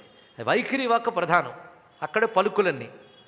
ఆ వాక్స్వరూపిణిగా విశుద్ధి చక్రంలో షోడశపత్రంలో ఉంటుంది అని చెప్తూ ఇతీరతత్వాత్, ఇక్కడ కుడి ఎడమ కన్నుల్లో ప్రధానంగా సూర్యుడు కుడియందు ఉంటాడు, చంద్రుడు ఎడమయందు ఉంటాడు యోగపరంగా. కంఠం విష్ణుస్థానం, చక్రాల్లో మణిపూరం విష్ణుస్థానం అని చెప్తారు, కానీ ఇక్కడ జాలంధర పీఠం వచ్చేటప్పటికల్లా విష్ణుస్థానం. అదే కాశీని కాళహస్తిని విష్ణుపురము అంటారు, రహస్యం. దీనికి ప్రమాణం చెప్తున్నాం ఇక్కడ. ఇతీరితత్వాత్ విరాట్ పురుష కంఠస్థానీయ శ్రీకాళహస్తిపురస్య విష్ణునగరత్వాత్ తత్ర ఆవసతి ఇది తథోక్త అని శాస్త్ర ప్రమాణం మనకు కనబడుతున్నది. కనుకనే జాలంధర పీఠం ఈ దివ్యమైనటువంటి శ్రీకాళహస్తి జాలంధర పీఠం. కానీ జాలంధర బంధం అని యోగంలో ఉంది. అయితే పంజాబ్లో ఒక జాలంధర ఉంది. ఆ మాటకు వస్తే భారతదేశంలో ప్రాచీనమైన అనేక పేర్లు హైందవ దేవతా శక్తుల మీదే ఉన్నాయి, అది తెలుసుకోవాలి. ఇక్కడ త్రిపుర అలాగే ఏర్పడింది, చిదంబరం అదే పేరు. అలా మనం ఆలోచిస్తుంటే జాలంధర అక్కడ ఉన్నది, కానీ జాలంధర పీఠం అనే శక్తి మాత్రం మనకు కనబడుతున్నది శ్రీకాళహస్తి అని చెప్పారు. అది విశుద్ధి చక్ర స్థానము, అది జాలంధర పీఠస్థానము. జాలంధర బంధం అని యోగంలో చెప్పబడుతున్న బంధం అక్కడ. అంటే యోగానికి బయట క్షేత్రానికి ఉన్న అనుబంధం తెలుసుకోవాలి. అటువంటి దివ్యక్షేత్రంలో ఏ విధంగా పరమేశ్వరుడు వెలసాడు, దానికున్న వివిధములైన విశేషాలు ఏమిటో ఇటు ధూర్జటి గారిని ఆలంబనంగా చేసుకుంటూ ఆ 72 అధ్యాయాల మహాత్మ్యంలో కొన్ని సార విషయాలు తెలుసుకుని సూత సంహిత మొదలైన వాటిలో మనం గ్రహించాం. సూత సంహితలో అయితే కొన్ని అధ్యాయాల్లో ఈ క్షేత్రంలో సంవత్సర దీక్ష ఎలా చేయాలో చెప్పారు. ఇక్కడ రోజు సువర్ణముఖరి స్నానం, స్వామికి అమ్మవారికి కలిపి రోజు ప్రదక్షిణ, కనీసం 9, 108 శ్రేష్టం అన్నారు వారి శక్తి అనుసారం నిత్యం చేయాలి ఇది. అలాగే మధ్యలో కన్నప్ప కొండకి కైలాస పర్వతానికి కూడా ప్రదక్షిణ చెప్పారు ఇక్కడ. ఇవి చేయడం సజ్జోముక్తికర వ్రతం అని చెప్పబడుతుంది. ఇలా ఏడాది పాటు చేస్తే ముక్తిని పరమాత్మ ఇస్తాడు అని చెప్పారు. అంటే ఈ వ్రతం అలా చేయడం కూడా తేలిక కాదండి. ఇలాంటి సంవత్సర వ్రతం చిదంబరానికి చెప్పారు, శ్రీకాళహస్తికి చెప్పారు. అటువంటి విశేషమైన శ్రీకాళహస్తి మాహాత్మ్యం అనేక శాస్త్రముల్లో ఉన్నప్పటికీ శ్రద్ధాళువులైన భక్తులు ఇక్కడ లభించడం చేత వాటిలో సార విషయాలు గ్రహించి ఇక్కడ చెప్పుకోవడం జరిగింది. దీనికి కారణమే నిశ్చింత చారిటబుల్ ట్రస్ట్కి చెందిన శ్రీపాద సత్యనారాయణ గారు పెద్దవారు. వారి యొక్క ఆధ్వర్యంలో ఎందరో పనిచేస్తున్నారు, గిరిజాంబ గారు మొదలైన వారు ఎందరో ఉన్నారు దీనిలో. అదేవిధంగా ఇక్కడున్న వెల్ఫేర్ అసోసియేషన్ తరపున ప్రెసిడెంట్ గారు వంశీమోహన్ గారు, కార్యదర్శి గారు చతుర్వేదుల శ్రీనివాస్ గారు ఎంత చురుగ్గా రోజు ఇక్కడ పనిచేశారు. ఇందులో పాల్గొన్న వారు అందరూ ఎంతోమంది పనిచేశారండి. వారందరికీ ప్రత్యేకమైన అభినందనలు తెలియజేస్తూ ఇవాళ ఋషిపీఠం సంస్కృతి పాఠశాలలోని వీకెండ్ స్కూల్స్ నడుపుతూ పిల్లలకి విద్యను బోధిస్తుంది. ఆ పుస్తకాన్ని ఇవాళ ఆవిష్కరించి అందించాం, ప్రవేశ బోధిని. అలాగే ఋషిపీఠం పబ్లికేషన్ చాలా వచ్చాయి. మనం తరించడానికి కర్మయోగ, ధ్యానయోగ, జ్ఞానయోగ, హఠయోగ, లయయోగాల కంటే నామయోగం గొప్పదంటూ, నామం ఎంత గొప్పది, నామంతో ఎంత తరించవచ్చు అనేదాన్ని వేదముల ఆధారంగా చేసుకుంటూ సిద్ధపురుషుల అద్వైత యోగులు చెప్పిన మాటల ఆధారంగా ఒక పుస్తకం, ప్రవచనానికి పుస్తక రూపం నామయోగం అనబడేది వచ్చింది. అలాగే మనం తేలిగ్గా చదివేసే 40 చౌపాయిల హనుమాన్ చాలీసాలో హనుమంతుడి విశ్వరూపం ఎలా చెప్పబడుతోంది అనేదాన్ని 9 రోజుల పైన ప్రవచనం చేస్తే అనేక మంది కోరిక పేరుకు దాన్ని హనుమాన్ చాలీసా అనే పుస్తకంగా తీసుకురావడం జరిగింది. ఇవన్నీ లభ్యమవుతున్నాయి. మరొకటి, ఇక్కడ అనేక మంది యువత ఉన్నారు, సాంకేతిక పరిజ్ఞానం కలిగిన వారు ఉన్నారు, వాళ్ళకి పనికొస్తుందని చెప్తూ ఉన్నాం. సమన్వయ సరస్వతి అనొక యాప్ని ఋషిపీఠం ఆవిష్కరించింది, సమన్వయ సరస్వతి. దాని ద్వారా మీరు ఇటు శివపదాలు, అటు పుస్తకాలు, ప్రవచనాలు ఇన్నిటితో మీకు లింక్ ఏర్పడుతుంది. సమన్వయ సరస్వతి మీ ఫోన్స్ ద్వారా ఆ లింక్ని డౌన్లోడ్ చేసుకోవచ్చు.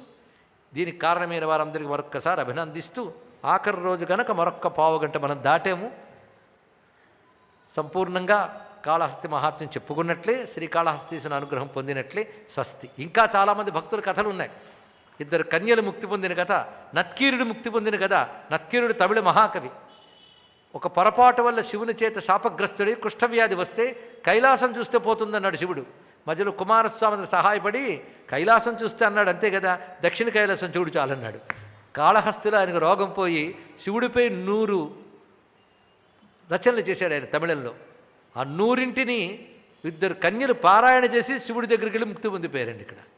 అటువంటి మహిమాన్వితమైన కాళహస్తీశ్వర స్వామికి నమస్కరిస్తూ సర్వం శ్రీ కాళహస్తీశ్వర స్వరూప జ్ఞానప్రసూనాంబిక సహిత పరమేశ్వర అర్పణమస్తు. స్వస్తి.